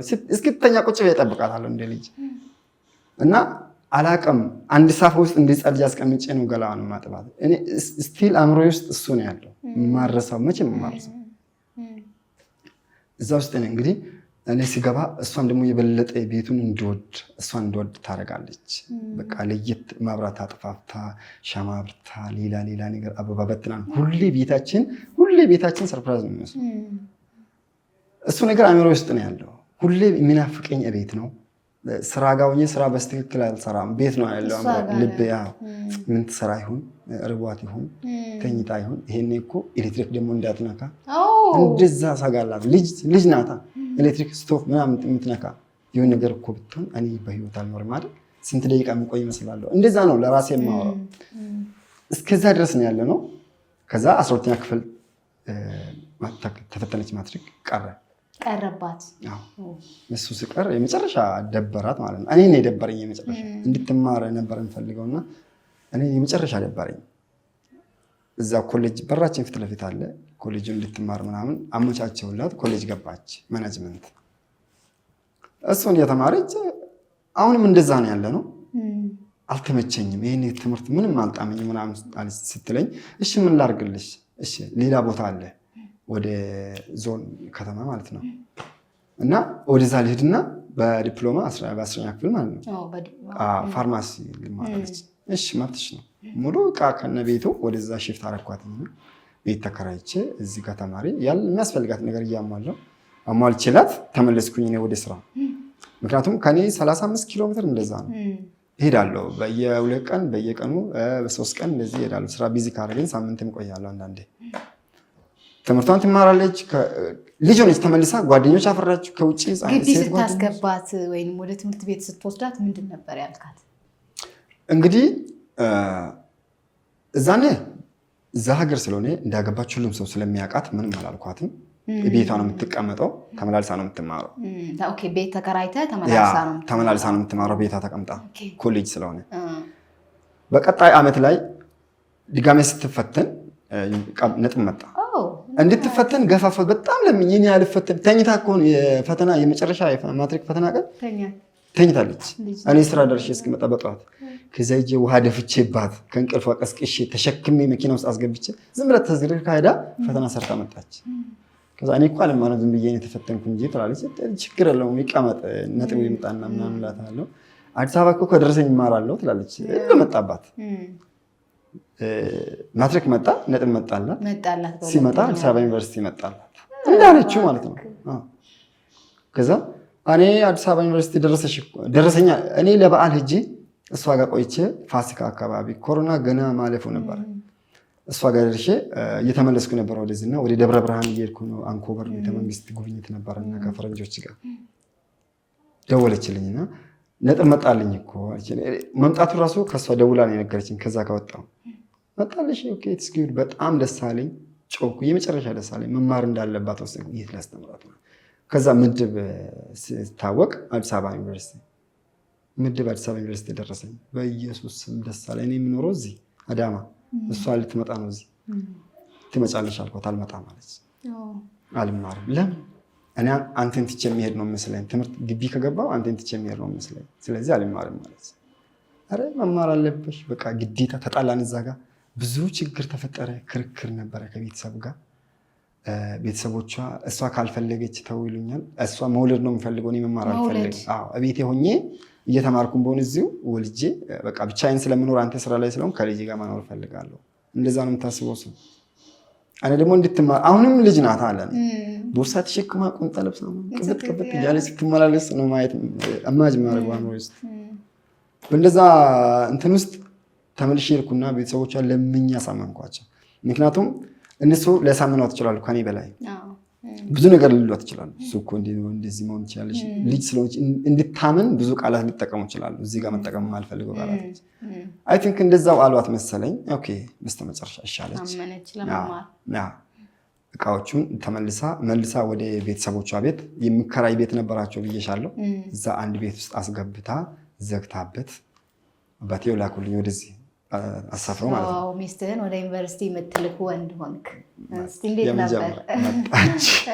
ስትመጣ አዲስ አበባ ዩኒቨርሲቲ ነው እየመጣች ያለችው። አስኮ ላይ ጠብቄ ተቀበልኳት። አስኮ መናኸሪያ ሂጄ ተቀበልኳት። መጣች፣ አወራን። በቃ አሁን እኮ ልጅ ነሽ፣ ትምህርት ነው የምትማሪው። መኪና ውስጥ ግቢ ከመግባቷ በፊት ነው አቁሜ ነው ያወራኋት። አንቺ አልኳት ልጅ ነሽ፣ መማር ነው፣ ብዙ ነገር ይጠብቅሻል። አንቺ አይደለም እዚህ ሀገር አሜሪካን ሀገር ሲያንስብሽ ነው ይሄን ዓለም ትዞሪያለሽ። ገና እንደዚህ አእምሮሽ ውስጥ ሳይ ተማሪ የሚያስፈልግሽን በሙሉ እኔ አሟላልሻለሁ። ይሄ ጎደለኝ እንደዚህ ይሆናለሁ ብለሽ አታስቢ። እኔ ለአንቺ ታማኝ ነኝ። ታማኝ ሆነሽ ለራስሽ ተማሪ።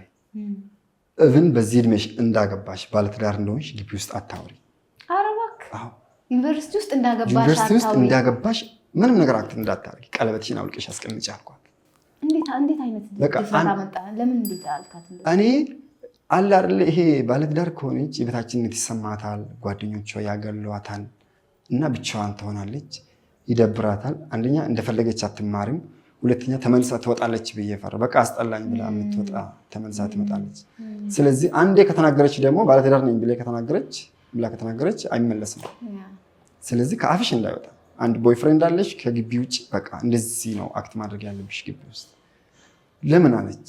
አይ እንደዚህ ብዙ ቃላቶችን ተጠቅሜ አስረዳኋት። በቃ እንደፈለሽ ከሴት ልጆች ከጓደኞች ጋር እንደፈለሽ ትሆኛለሽ፣ ግን እንደዚህ ተማሪ አልኳት። እሺ አለች። ቀለበቷን አስቀመጠች። አስጋብቼ ለእንትኖች ሰጥቻት ተመለስኩኝ። በሳምንት አንዴ እንደምንገናኝ ቅዳሜና እሑድ እኔ እዚሁ ነኝ። በቃ ቦይፍሬንድሽን ነው የምታገኘው፣ ስለዚህ ቅዳሜና እሑድ በሳምንት አንዴ እንገናኛለን እሺ ምናምን ተባብለን ገባች። በሳምንቱ እናወራለን ስልክ ምናምን። በሳምንቱ ሲሄድ ስንገናኝ በጣም እናፍቃኛለች። እዚህ መሆኗን አስባለሁ ሁሌ እና ዩኒቨርሲቲ ውስጥ ምስታለች እና ያንን እቃ አመጣለሁ፣ እዚህ ቤት እከራያለሁ፣ እንደዚህ እንኖራለን። እሱን ነው በመጨረሻ በሳምንት የመጀመሪያ ሳምንት ስንገናኝ እንደተነፋፈቀን አልሆንም። በጣም ናፍቃኛለች። ሮጬ ስሄድ ነገሮቹ ግራ ትንሽ የሆነ ጥያቄ ፈጠሩብኝ። ያወራንበት መንገድ ዋይ ምናምን ለውስጥ ብቻ ጥያቄ ፈጠርኩና ታውኩኝ። ከዛ ተገናኘን፣ አብሬን ሆነን ሰኞ ጠዋት መለስኳት ወደ ግቢ፣ እኔ ወደ ስራ ሄድኩኝ። እስከ ቀጣይ ሳምንት ጥያቄ ፈጥሮብኝ ነበር። ቀጣይ ሳምንት ላይ ድጋሚ ሁለተኛ ሳምንት ስንገናኝ የሆነ አለርል ሲያወራ አዲስ የሚሆን ሰው አዲስ ሆነችብኝ። አዲስ ወሬ ነው የምታወራኝ። ሚስትህ አዲስ ሆነ? አዎ አልቀበል አለኝ ውስጤ የምታወራው መንገድ። ከዛ እኔም የማወራው መንገድ አልጥም አላት። ለእሷም የሆነ ብቻ አንነጋገርም። ለምን እንደዚህ ያልሽ? ሁለት ሳምንት ግን ለምን እንደዚህ ያልሽ ለምን እንደዚህ ያልክ አንባባልም እኮ።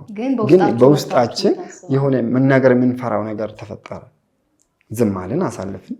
ሶስተኛው ሳምንት ላይ ዝም ተባባልን ጭራሽ።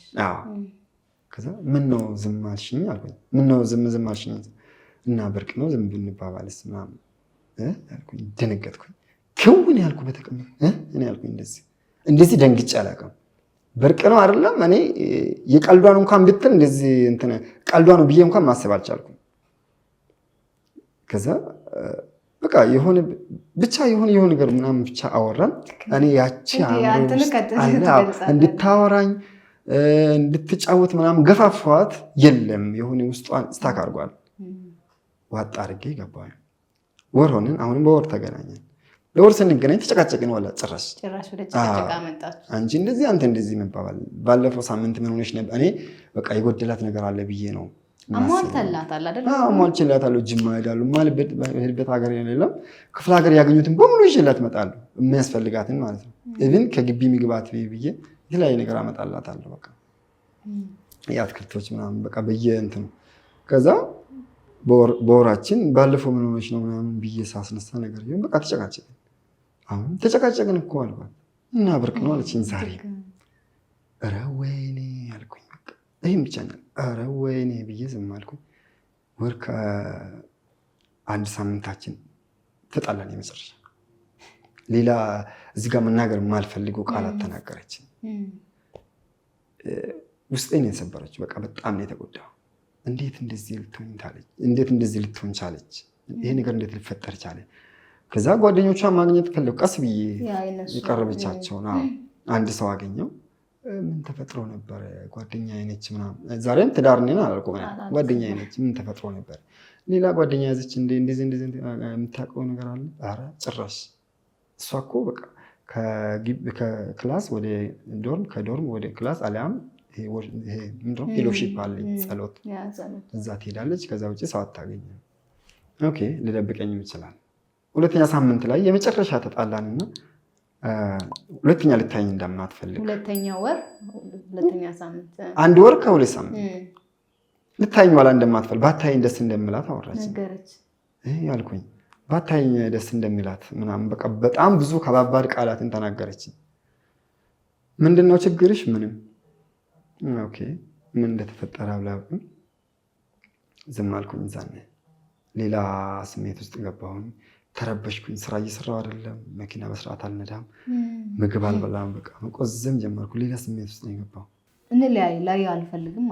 ላይ አልፈልግም ማለች። ይሄ 1 ወር ከ2 ሳምንታችን ነበረ። እንደምንም ጥያቄ የሆነብኝ መቼስ አይሞትም አይደለ? ሳምንቱን ጨረስኩኝ። ወር ከ3 ሳምንት ሄድኩኝ። በልመና ወጣች ከግቢ አልወጣም ብላ በእውነት እና ለምኜ በስንት ልመና በስንት ጎትጎታ ወጣችና እዛው በር ላይ መኪና አቁሜ ነበር። መኪና ውስጥ መታቁዝ ብላ ሌላ ነገር ነው የምታወራ። እኔ በህይወቴ ውስጥ ሰምቼ የማላውቀው ከእሷ ጋር እስክኖር ድረስ እንደዚህ አለች። እኔ ከዚህ ግቢ ሲወጣ የራሴ ቤት ሊኖረኝ ይፈልጋለሁ፣ የራሴ መኪና እንድኖር ይፈልጋለሁ፣ የራሴ የሆነ ለየት ያለ ላይፍ መኖር ነው የምፈልገው። ይሲ ዛሬ እዚህ ላይ እንድንደርስ አንተ ምንም አቅም የለም፣ እዚህ ላይ እኔን ማድረስ አትችልም እና አንተ ጋር ምንም የለም ተስፋ የሚሆን ነገር፣ ስለዚህ እናቁም ያለች። ቃል በቃል እንደዛ ነው ያለች። እኔ ምንም አልመልስላትም፣ ምንም አልላትም። የመጨረሻ ደንዝዣለሁ። እዛ ቁጭ አውርታ ነው የሄደችው። ወርዳ ስትሄድ አላየሁም። እኔ የለውም በሀሳብ ሄጃለሁ። የራሴ መኪና፣ የራሴ ቤት፣ የራሴ መኪና። ከየት መጡ እነዚህ? በዚች ወር ውስጥ ከየት መጡ እነዚህ? እንዴ በጣም ጥያቄ ፈጠረብኝ። ረጅም ሰዓት እዛው ቆሜ አስታውሳለሁ። እስከ 4 ሰዓት ነው ምሽት አልሄድኩም ከዚያ ቦታ። ዝም ብዬ እዛው ቁጭ ብዬ እያሰብኩት ነው ይሄ ነገር እንዴት እኔ ሰው እንደዚህ ሆነ ተብሎ በዚህ ወይ ሲወራ እሰማለሁ በተደጋጋሚ ነው። እንዴት በአንድ ሰው ራሱን ይስታል ብዬ እንትን ነበር። ለካ ከምኖርበት የህይወት መንገድ ሌላ አዲስ ነገር ሲያይ እውነት ይስታል። ሰው ደካማ፣ የሰው ደካማነት እዛ ቀን ተረዳሁ። እዛ ቁጭ ብዬ አለቀስኩኝ። ምንም ማድረግ አልቻልኩም። እንደምንም ብዬ መኪና ነዳሁና ገርጂ ደረስኩኝ። እስከ ገርጂ ድረስ ሄድኩኝ።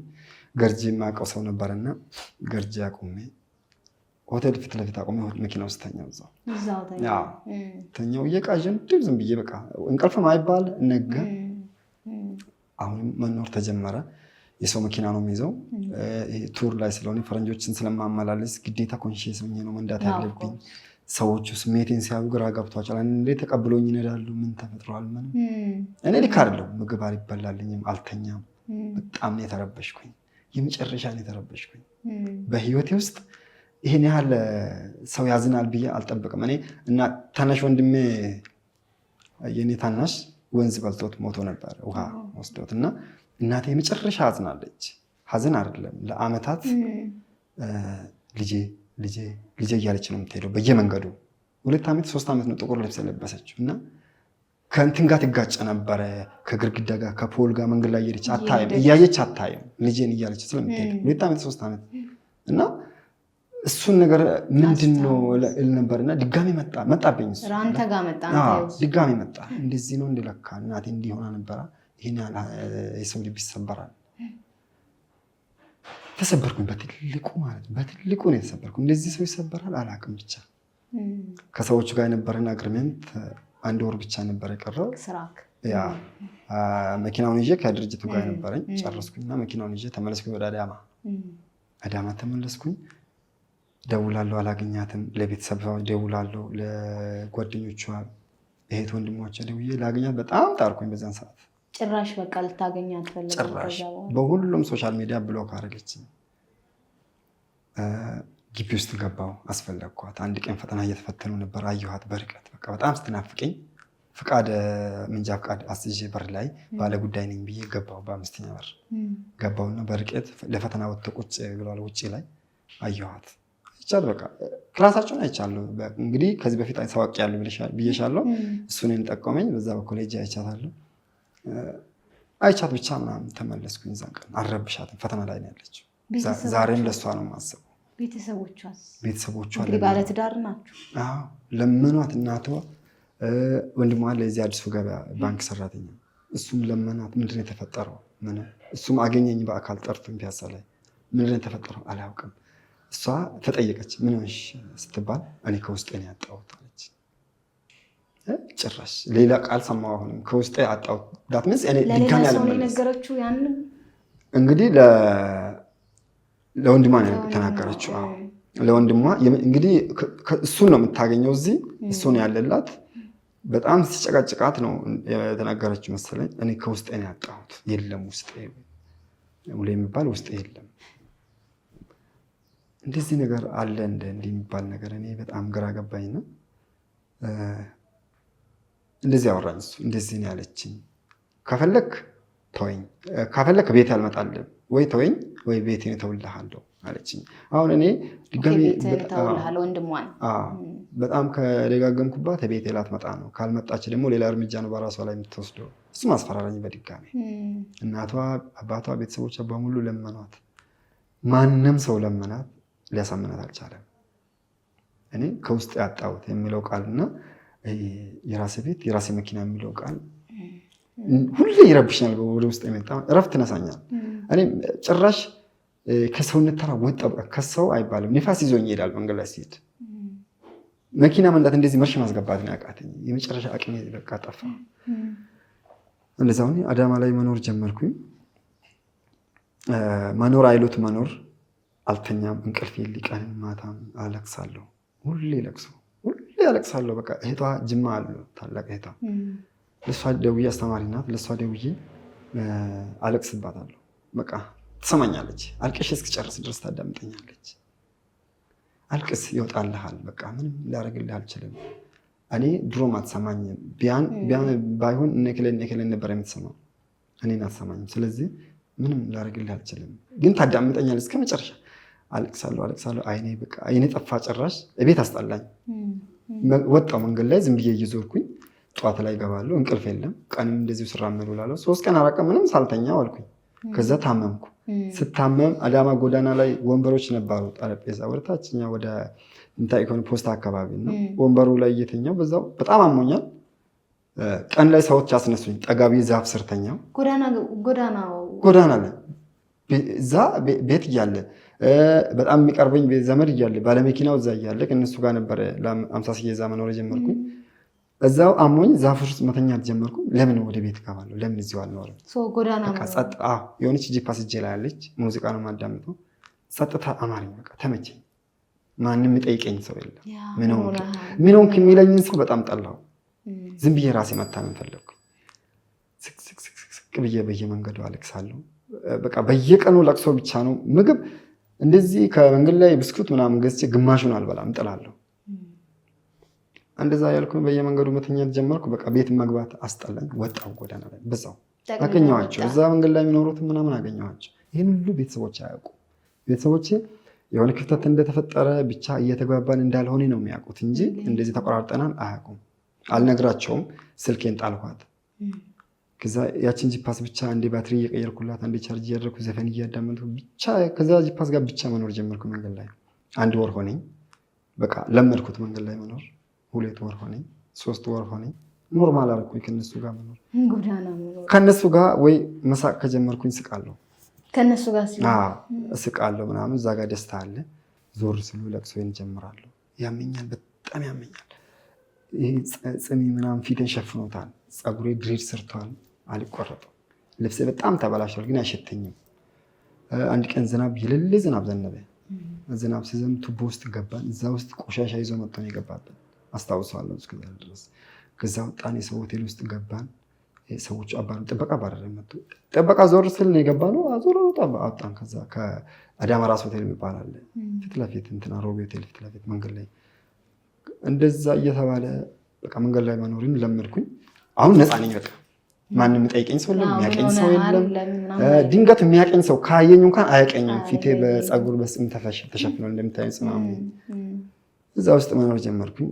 ጓደኞቼ እዚህ አዲስ አበባ መኖሩ አሉ፣ አብሮ አደግ ወልቂጤ ዩኒቨርሲቲ 2013 ባች ናቸው።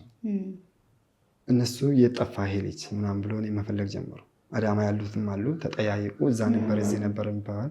ከዛ አንድ ሰው አይቶኝ በጥርጣሬ እሱ ነው አይደለም ብሎ አንድ ቀን ታክሲ ውስጥ ቁጭ ብሎ መንገድ ላይ አይቶኝ አልፈዋል። እኔ እንደዚህ ያየሁት ይመስለኛል እዚህ ቦታ ምናምን። ከዛ ፍለጋ የመጡ እኔ የለውም ጎዳና ላይ ነኝ። መጡ፣ አገኙኝ። ክውን ያልኩኝ እኔ የለውም፣ ልብስ ብቻ ነው የሚሄደው። በቃ አጥንቶኛለሁ። አገኙኝ፣ አለቀሱ። የመጨረሻ አለቀሱ። በቃ እንደሞትኩ አድርጎ ነው ያለቀሱ። እኔም እንደሞትኩ በቃ አለቀስኩኝ። ሞቻለሁ ብዬ ነው ተስፋ ቆርጬ እየኖርኩ የነበረው። ያለቀስኩኝ በዛን ሰዓት። ይህን ሁሉ ቤተሰብ አያውቅም።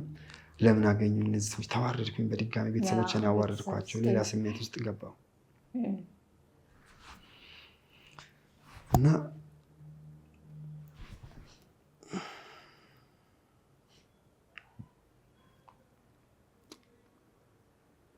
አላቅም ብቻ እንዴት እንደምገልጽልሽ። ወደ ህይወት ተመልሼ የመኖር ተስፋ አልነበረኝ። መኖር አልፈልግም ነበር። እዛ ጎዳና ላይ በነበርኩ ጊዜ ፈጣሪን ነበር የምረግመው። እንደ ሰው ጠርቼ ሰድዋለሁ። እውነት እንደ ሰው በብልግና ቃላት ሰድዋለሁ። ቀናተኛ አምላክ ምን ልታረጋት ነው የወሰድክብኝ?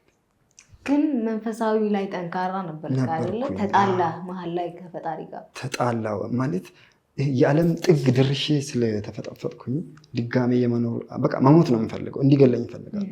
እስቲ አንተ አምላክ የምትባሉ ሰውዬ ካለህ ግደለኝ ነበር። እስቲ ግደለኝ፣ ዛሬ ማታ አታሳድረኝ አቅም ካለ። አየህ አቅም የለም። አንተ ያለ ቅናት ነው። ስለምትቀና ነው የወሰድክብኝ። የመጨረሻ የተረበሸ ስሜት ነበር። ሰው ከአምላኩ ጋር ከሚጣላ ራሱን ቢያጠፋ ይሻላል። ሌላ ተናግሬ ትንሽ ቆይቼ ምን ነበር ስናገር ቆየዋለሁ። ሌላ ቃል እሱ ደግሞ ሌላ ህመም እና ውሎዬ አዳሬ ከእግዚአብሔር ጋር መጨቃጨቅ ነው። እንደዛ ወሰድክብኝ። ቆንጆ ስለሆነች ነው፣ ስለምትቀን ለማለት ሰጣት ነው፣ ምን ልታረጋት ነው? እንደዚህ ነው የማወራው አለ እኮ እዚህ ጋር እንደ አንቺ አካል ለብሶ ቁጭ ብለዋል እና አብረዋለሁ። አውርቼ መጨረሻ አልቅሼ ውሰዳት ትሆነልህ፣ እኔ እኖራለሁ። መቼም ልገለኝ አትችልም። እኔ ራሴን አላጠፋም። የምታደርገውን ነገር ቁጭ ብያ ያለው እላለሁ። የመጨረሻ አንድ ቀን በብልግና ቃላት ይቅር ይበለኝ ዛሬ ላይ እሱን ሳስብ እውነት ዳግም እንድኖር እድል ሰጥቶኝ በቃ ትርፍ ነው እየኖርኩ ያለሁት። እኔ ሞቻለሁ። በኃጢአቴ ሞቼ ተቀብሬያለሁ። ትርፍ ነው እየኖርኩ ያለሁት። ቦነስ ሰጥቶኝ ነው እውነት እድሜ ላይ እድሜ ሰጥቶኝ ምህረት አድርጎልኝ የመጨረሻ አስጸያፊ ቃላቶች ተናግሬ እግዚአብሔርን ሰድቤ ዛሬ እግዚአብሔር ሊገለኝ ካልቻለ ራሴን ማጥፋት አለብኝ አልኩኝ። ጠበቅኩና መኪና መንገድ ላይ ቁጭ ብዬ እንደዚህ ጠረጴዞቹ ላይ ቁጭ ብዬ እንዳልኩሽ ጠበቅኩኝና በጣም ከአዲስ አበባ በአባገዳ በኩል ወደ ሀረር የሚሄዱ መኪኖች አሉ። ከባድ መኪኖች ማታ ጭነት ጭነው መሀል ከተማ አቋርጦ ያልፋሉ ክፍት ስለሆነ እና እንዲህ የተምዘገዘገ የመጣ ሲኖትራክ አገኘሁ። ጨክኜ አይኔን ጨፍኜ እዚህ ስር መግባት አለብኝ ወሰንኩኝ። ገና ከርቀት ስመጣ አይኔን ጨፈንኩ። ልካ መኪናው አልደረሰም። አይኔን ከመጨፈኔ ተነስቼ መንገድ ላይ ዘልዬ ወደቅኩና ተንከባለልኩ መንገድ ላይ። ከሌሊቱ 8 ሰዓት አካባቢ 7 ተኩል ነው አስታውሳለሁ። እና በቃ ገጭቶኝ ጨርሶኛል። ምክንያቱም ሞት የሚባል ነገር የለም። መኪናው እኮ አልፏል። መጥቶ ይሄ የመሀል ላይ ግሪን አለ ለግሪን ኤሪያ የተገነቡ ግንቦች እሱን ሰብሮት እሱ ላይ ወጥቶ እኔን የገደለው መስሎት ለሌት ነው ማንም አላየውም ሄዷል። እሱ የገደለኝ መስሎት ተንከባልዬ ስለወደቅኩበት ዲሹን መጥቶት ዲሹ ላይ ዘሎ አልወደቀም። እንዲህ ስለሚሰለም የተጫወተበት ከተቃራኒ መንገድ ተመልሶ ሄዷል። አልቆመም። እኔ ሞቻለሁ። በነፍስ ነው ያለሁት። ምንም አልነካኝም፣ ምንም አልሆንኩም። ግን በሞት ሞቼ እንደዛ እያሰብኩ ያለው ነው መስሎኝ ለተወሰኑ ደቂቃዎች ቁጭ ብዬ ያሰብኩ በቃ ሞቻለሁ። የለም ይሄ አካል የሞተ አካል ነው ብዬ ነው ቼክ ሳደርግ አሁንም በህይወት አለው። የመጨረሻ ደበረኝ፣ መትረፌን ደበረኝ። ጮኩኝ። በቃ በጥርሴ እንደዚህ አስፋልቱን ነከስኩኝ። ጮኩ፣ ተንከባለልኩ። እብድ ነው ብለው እንደዚህ እያዩኝ ሲያልፉ ያለው ሰዎች መንገድ ላይ ይሄ አሉ። ሌሊት መንገድ ላይ የሚሰሩ ሴቶች አሉና እብድ ነው ምናምን ብለው እንደዚህ ሲያዩ ሲገረሙ ሲያዝኑልኝ ምናምን እያየሁ ነበር። እዛው ተኛ መንገድ ላይ መኪና እየመጣ ጎራ ብለው ያልፋል እስከ ንጋት አካባቢ ድረስ። ለአንድ 30 ደቂቃ እንቅልፍ መጣ። ድካም ይሁን ድንጋጤ ምን አላውቅም። ወደ ዳር ወጣሁና ተኛሁ። በቃ ከዛን ቀን በኋላ መሞት እንደማልችል አወቅኩ። መሞት ቢኖርብኝ ዛሬ ነው። መሞት አልችልም። መኖርም አልፈልግም። ዝም ብዬ እንደዛው ልኖር የሚመጣውን ለማየት። ከዛ በኋላ ነው እንግዲህ ያ ጓደኞቼ መጡ። ከዛ አነሱኝ። ለምን አንተ ምን ሆነ? ከማን አንሰ? እግር አለ እጅ አለ ተምረሃል፣ ሙያ አለ። ለምን? መንጃ ፈቃዴን ከ2 ሳምንት በኋላ እዛ ከኖርኩበት ከነበረው ጉድጓድ ውስጥ ነው ያገኘሁት። መንጃ ፈቃዴ ጠፍተው ነበር። እነሱ ከመለሱኝ በኋላ ወሰዱኝ። በጣም ትሪት አድርገው ፀጉሬን ያስቆረጡ፣ ልብስ ቀይሩልኝ። በቃ እንደምንም ይዘው በራሳቸው ወጪ እግዚአብሔር ይስጥልኝ። እውነት በጣም ላመሰግናቸው እወዳለሁ። ብዙ ዋጋ ከፍሎብኝ ሌላ ስራ ሲዘውኝ ወደዚህ ወደ አርሲ ወደ አሰላ ምናምን ላኩኝ ማለት ነው። አዲስ እንደገና በቃ ወደ ስራ እንዲመለስ ከተወሰነ ከወር ምናምን በኋላ ወደ ስራ እንዲመለስ በቃ በጣም አበረታቱኝ። እዚህ አትላስ ነበር ዋና መስሪያ ቤት ቢሮአቸው ድርጅቱ እጅ ቅጥር ፈጸምኩኝ። ወደዛ ሄድኩኝ። ከዛ ተመላላሽ ነው እዚህ ተመላልሼ እቃ ግዢ ላይ ነው የገባው። ጥሩ ስራ ነው ያዝኩኝ። ረሳሃት? አረሳሁም አለች መኪና ስነዳ ብቻዬን ብነዳ ደስ ይለኛል። አጠገቤ እዚህኛው ወንበር ላይ ሰው እንዲቀመጥ አልፈልግም አለች። ታወራኛለች። መኪና ስነዳ ኖርማሊ አወራታለሁ ማለት ነው። ብቻዬን ስሆን በጣም አወራታለሁ። አንቺ እኮ እንደዛ ነሽ አይደል እንደዛ ነሽ ምናምን ሲሪየስሊ ከአንቺ ጋር እንደማወራ አድርጌ አወራታለሁ። የለችም እኮ ግን ምክንያቱም በጣም ደስ ይለኛል። ኖርማል ሆናለሁ። ኮንሺየስ ሆኜ መኪና ነዳለሁ። እንደዛ ሰው ሲኖርስ ከሰው ጋር አላወራም። በጣም ይደብረኛል። ሙዚቃ አዳምጬ አልረካም። የሆነ ቆሎ ነገር እንደዚህ በቃ እየቀማመስኩኝ ራሴን ለማስረሳት ውሃ ጠጥቼ ራሴን ማስረሳት ወርጄ ስፖርት መስራት ንፋስ መቀበል እንደዛ ነው። በጣም እየሰነፍኩ ነው የምንለው እና እንደዛም እያለኩኝ ነጭ ነበረ ቻይና ነበር ከኔ ጋር የሚመላለሰው ከሱ ጋር የሚመላለስ ጀመርኩኝ። በጣም ያወራኛል። ስለ ሀገራችሁ ካልቸር ንገረኝ፣ ስለ ስራችሁ ንገረኝ፣ እናንተ ምንድነው የምትወዱት ምናምን መንገድ ላይ መንገድ ለመጨረስ ያወራኛል እሱ። እንዴት አድርጌ ላወራ? እኔ ሌላ ነገር ባወራ ደስ ይለኛል። እሱን ቁጭ አድርጌ ሌላ ነገር ምንድነው የምታወራ ይለኛል። ስለምንድነው እያወራ ያለው ምናምን ብሎ ይጠይቀኛል ማለት ነው። ከሱ ጋር እኔ ሌላ ኬዝ አለኝ በህይወቴ ውስጥ እንደዚህ እንደዛ እንትን የማታውቀው እና ጀስት ባወራ ደስ ስለሚለኝ አይ ክሬዚ ምናምን እብድን እንዴ አብዴ ነበር ከዚህ በፊት ምናምን ይቀልድብኛል። እንዲህ ተባለ። ጥሩ ስራ ላይ ገባውና ገንዘብ መስራት ጀመርኩ። ጥሩ ገንዘብ። ይሄ ከባዱ ጊዜ ላይ ሰዎች ለእሷ ያለ ፍቅር መሆኑ አላስገረማቸውም? አላመኑክም? እንዲማ አጣቶንም ምናምን ይሄ አለ አይደል? ሰው ፔንህን አይረዳም። አንዳንድ ሰው ቀልድ ነው ይሄ ምናምን የሚል ሰው አልገጠመህም? ኧረ በጣም ምን ይሉኛል መሰለሽ? ጅል አውቆ ራሱን እንትን የሚያደርግ ይውኝልኝ ችግሬን ይውልኝ ህመሜን ለማለት አውቄ እንደዛ ማደርግ ነው መስላቸው እና ሰው እንዴት ለፍቅር ብለው እኔ ቤተሰቦቼ በሙሉ እዚህ ጋር ቢያልቁብኝ በሐዘን እንደዚህ አልጎዳም። አንተ እንዴት አንድ ሴት አፈቀርኩ ብለህ አንድ ሴት ከዳችን ብለህ እንደዚህ ትሆናለህ? ሁሉም ሰው እንደዛ ነው የሚለኝ እና ማን ነው የሚረዳኝ? ለዛ ነው ሰው የሸሸኸው ወደ ጎዳና የሚያወጣ። በቃ ማን ነው የሚረዳኝ? በጣም ደበረኝና ለዛ ነው ብቻዬን ሰው እንደሚለኝ ሰው የለም። መጀመሪያ እኮ ብቻዬን ነው የሆንኩኝ። ከዛ በኋላ ነው እነዛን ያገኘኋቸው እንጂ እኔ ብቻዬን ነው የወጣሁ። እንደ ድንገት ነው የወጣሁ። እወጣለሁ ብዬም ከቤት አልወጣሁም። ዞሬ ነበር የምገባው። ዞሬ የምገባው በዛ እየቀጠለ ነው በዛው የቀረሁት ወጥቼ እና የሰዎች መልስ በጣም የበለጠ ያሳምም ነበር።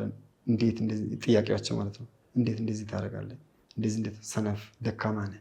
አየህ ደካማ ነኝ እና እኔም ደግሞ ከድሮም የሆነ ትራማ ነኝ። ደካማ ነኝ እኔ ጠንካራ ወንድ አይደለሁም ቢቆ አይደለሁም አይነት እና ዛሬ ላይ ደግሞ ምንድን ያሰብኩኝ እኔ ጠንካራ በሆን ኖሮ ጥላኛ አትድም ነበረ እና የኔ ድክመት ነው ደካማ ነኝ አይነት። ይሄ እንዴት ነው? ጸጸት ነው። ራስን የበታችነት ስሜት በጣም ደካማነት። መቼም የሰው ልጅ ይሄን ነገር እንዲያስብ ማልመክረው ነገር ብኖር እኔ ደካማ ነኝ አልችለውም የሚለውን ነገር ሰው ማሰብ ያለበትም በተአምር ብርታትን ውስጥ እንደዛ ነገር እንዳናስብ እሱ ነው በጣም የጎዳኝ ነው። ከበፊቱም ነበረብኝ፣ አሁንም ሰዎች ጨመሩበት፣ እኔም ራሴ ላይ ጨመርኩኝ። ይዞኝ ወጣ። ከባድ ነው። ስራ ጀመርክ፣ መስራት ጀመርክ፣ ብር መምጣት ጀመረ። ልታናግራት ሞክረህ ታውቃለህ? መጀመሪያ ብር መምጣት ጀምር፣ ብር መስራት አሰብኩኝ። መጀመሪያ ማጠራቀም ያለችህ ነገር ስላለ ጥያቄዋን ሞልቼ ሂጄ ላገኛት ነው። ከዛ ጥሩ ስራ ተስፋ ነበረኝ።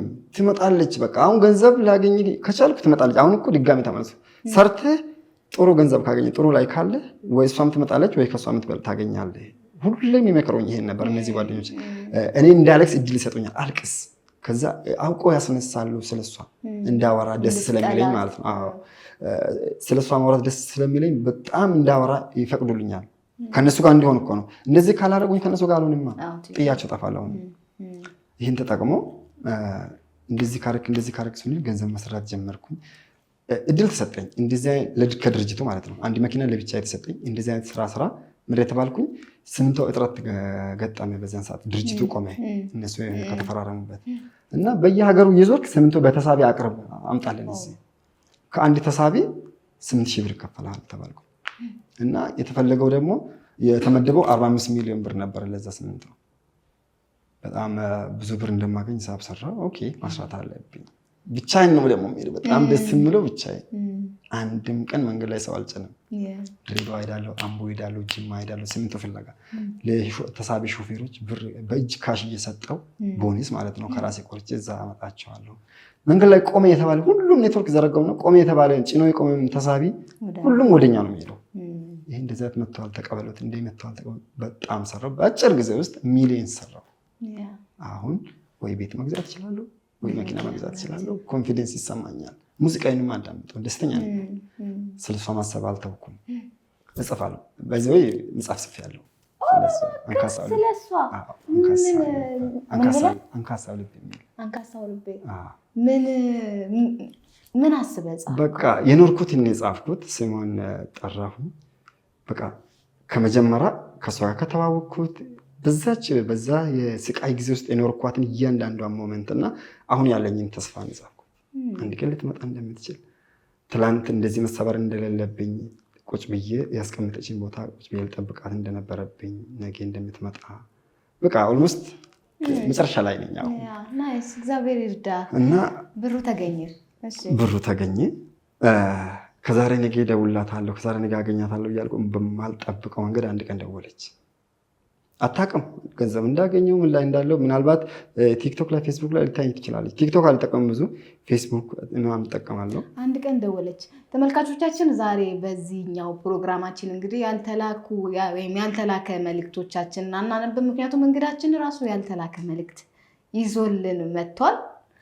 የእንግዳችንን ያልተላከ መልእክት ነው የምናደምጠው ማለት ነው። ደወለች፣ ስልኬ ጠራ ማለት ነው።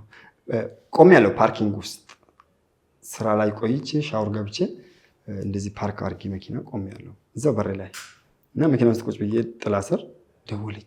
ስጠራ ማሚ ብለህ ነው ማሚ ነው ስቲል ማሚ ለምንድን ነው የምትላት? በራስህ በቃ እናት ሁንላት ስለተባልኩኝ እሷ ባባ ነው የምትለኝ እና አባቷ ነኝ እኔ። ከዛ እኔ ልጄ ከምላት ማማ ነው የምላት። እናት አባት ተከባብረን የማሚ ስልክ ሲጠራ ብሎ እኮ ተደርጌ ስንት ዘመን እንዴ ምን ትያለሽ? በቃ ስልኬ ይጠራል ብዬ አንድም ቀን አላሰብም። እኔ ነኝ ሂጅ የማገኛት ወይ ሰርፕራይዝ አደርጋታለሁ ወይ በሆነ አጋጣሚ ያገኛታለሁ እንጂ ስልኬ በሷ ይጠራል ብዬ አልጠበኩም። ከዛ ስትደውል ማሚ ናት። ቁጭ ብድግ ነው ያልኩ መሪ ላይ እንደዚህ ማሚን አቃት፣ እጄ ማንሳት አቃተ ማለት ነው። ከዛ እየተንቀጠቀጥኩ ሊዘጋ ነበር ስልኩ። ተረካልኩና ላውድ ማድረግ ነው የማውቀው። ዝም አለች። ከዛ ትናገራለች ብዬ ብጠብቅ ጸጥ አለች። ሄሎ አልኩኝ። አቤት ሰላም አለሽ አለው። ከዛ ምን ልበል? እሷ ዝም አለ። እሷ የሆነ ጥያቄ ልትጠይቀኝ ነው። ምንድን ያለችኝ? ላይብረሪ እያጠናን ሌሊት ከዛ ጠዋት ላይ እዛ ድሬ እየገባው ከበረንዳ ላይ ወደኩኝ። ቤተሰቦቼ በአንተ ምክንያት እናቷ እንትን ብለው አኩርፏት እብን አኩርፏታል። ቤተሰቦቹ በየሷ ቤተሰቦች እና እንዲያርጉልኝ አትልም እና ቤተሰቦች እንደዚህ ብለው እኔ ጉልበቴ አጥንት ተሰንጥቋል ተብዬ የካቲት 12 እየታከምኩኝ ነው እና ለጊዜው ገንዘብ እጥረት አጋጥሞኝ ነው የደወልኩልህ። በጣም ይቅርታ፣ የሚቀመጥ ገንዘብ ካለ አበድረኝና ታክሜ እመልስልሃለሁ ከቤተሰቦች ስታረቅ ተቀብዬ አለች። ታዲያ አካውንት ሽላኪ አሁን አልኳት። አይ አንተ ጋር ባለው ላይ ያስገባል አለ። ኤቲኤም እኔ ጋር ነው፣ እሷ ደብተሯን ትጠቀማለች፣ አካውንቷ እኔ ጋር አለ። ይሰራል? አዎ። እሺ ስንት ላስገባልሽ? ያለ በቃ 1000 2000 3000 ማለች። ኦኬ ብዬ 10000 ብር አስገባው። አላመንኩም። 10000 ብር እንግዲህ አውቄ ነው ከፍ አድርጌ ያስገባው። አለ አይደል ለዚህ አቅም አለ ወይ ፈለግኩ። ከዛ እሷ ጋር ማለ አካውንት እና 10000 ሳስገባ 6000 መለሰችና 4000 መለሰች። 6000 ኢሚዲየትሊ መለሰች። እኔ 4000 በቂ ትርፍ ነው 4000 ነበር የምፈልገው ማለችና 6000 መለሰች። ኦኬ ያልኩኝ። ከዛ ከዛሬ ነገ እንግዲህ እሷ መደወል አለባት። እኔ ብር ስለሰጠው መደወል የለብኝም፣ ነገሩን ላበላሸው።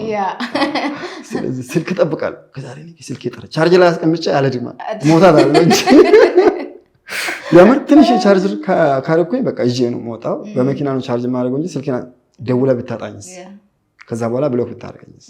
እንደዛ ነው የምፈራው። ሁሌ ስልኬን አይኑን እያየሁ አሁን ወር ከምናምን ቆየ። አልደወለችም። መደወልም አልቻልኩም። ከዛ ልደውል እያልኩኝ ስልክ ቀይረ ብሎክ አድርጋኛለች። እኔ መደወል አልችልም። ሳኝ ደውል ከዛ ደወልኩኝ በሌላ ስልክ ብሎክ እኮ ስላደረግሽኝ ልጠይቅሽ አልቻልኩም። እንዴት ሆንሽ? ድኛለሁ አመሰግናለሁ እኮ ሳልልህ በዛው ቀረው አለች። እና ደግሞ ብርህን ሳልክልህ ትንሽ አፍሬ ነው። አረ ችግር የለውም ያኔ እኮ ቀስ ብለሽ ተመረቀሽ ስራ ስትይዥ ትመልሽልኛል። እንግዲህ እሷን እንደ ራሷን ችላ እንደምትኖር አድርጌ ራስን እዚህ ጋር ሌላ ጎራ ፈጥሬ ማውራት ጀመርኩ አውቄ። ከዛ ትንሽ አወራን። ከዛ ሁለተኛ ሶስተኛ ቀን ድጋሚ አሁንም ደወልኩ። ከዛ መደዋወል ጀመርኩና የሆነ እንድታወራኝ ገፋፋት። እንድታወራኝ ስገፋፋ ምን አለች? እቺን ብር ሰጠው ብለህ ልታወራኝ ትፈልጋለህ እንዴ? ብርን አሁን ወረውርልሃለሁ አይኔ ላይ ሁለተኛ ስልኬ ላይ እንዳትደውል ብላ ዘጋች። ኦኬ እሺ ስላላየችኝ ነው። በጣም ደበረኝ እዛን ቀን ግን ስላላየችኝ ነው። ችግር የለውም አሳያታለሁ ማንነቴን ምናምን። አንተ አቅም እንዳለህ የምትፈልገውን ነገር ማድረግ እንደምትችል ልትነግራት ወይ ልታሳያት ነው። ከነገርኳት ደግሞ አሁንም ማባበል ነው የሚሆነው። በአካል ሂጅ ላሳያት ፈለግኩ። ወይ የሆነች መኪና ገዝቼ መሄድ አለብኝ። ለሷ በራሷ ስም መግዛት ፈለግኩ። እንደዛ ነው ያሰብኩ። በራሷ ስም ከቀረችም ትቅር በራሷ ስም አንድ መኪና ገዝቼ እሰጣታለሁ። እንደዛ ማሰብኩ። የመታወቂያ ፎቶ እኔ ጋር አለ ምናምን እንደዛ ነው ያሰብኩኝ። በቃ ሁሌ ይሄንን እያሰብኩ አንድ ቀን እንደዛ አለኝ። ሄድና ግቢ አግኛታለሁ። ትሄዳለህ አይደል? ግቢ ግን ባታያትም ትሄዳለች። እሄዳለሁ። አዎ ዝም ብዬ ሙዚየም ገብቼ በቃ እሷ ያለችበት ነፋሻማ መቆየት እፈልጋለሁ። በዙሪያ ልታያት እኮ አልፈልግም፣ እንድታየኝ አልፈልግም። በዙሪያ ምናምን ቆይቼ እወጣለሁ። እሷ ሄዳ የተነሳችበት ፎቶ ላይ ቁጭ ብዬ እነሳለሁ። አያለው ቴሌግራማ ላይ ስቶሪ የሆነ ነገር ላይ ተቀምጣ ፎቶ ተነሳሁ። እዛ ጋር ተነሳና እኔም ስቶሪ አደርገዋለሁ። ደስ ይለኛል። ሙዚየም ውስጥ አሁን አለ ስልኬ ውስጥ ብዙ ቦታ እሷ የተነሳች በየቦታው እጄ ተነሳውና ስቶሪ አደርገዋለሁ። ደስ ይለኛል። ግን ለሷ መታየት አልፈልግም። ከዛ በኋላ አንድ ቀን ሄድና አግኛት ምናምን አሉኝ። በቃ ዛሬ እጄ ላግኛት ያለችበትን ስቴጅ ማወቅ ፈለግኩኝና ልክ እኔ ስገባ አይታኛለች። እሷ እየወጣች ነበር እንላየሁ ከግቢ ተመልሳ ሄዳ ለፖሊሶች እንደዚህ እየፈለገኝ ነው ሊጎዳኝ ነው የሚፈልገው ምናምን ብላ ለፖሊስ ጠቁማለች። ፖሊሶች ይዞኝ አስገቡኝ።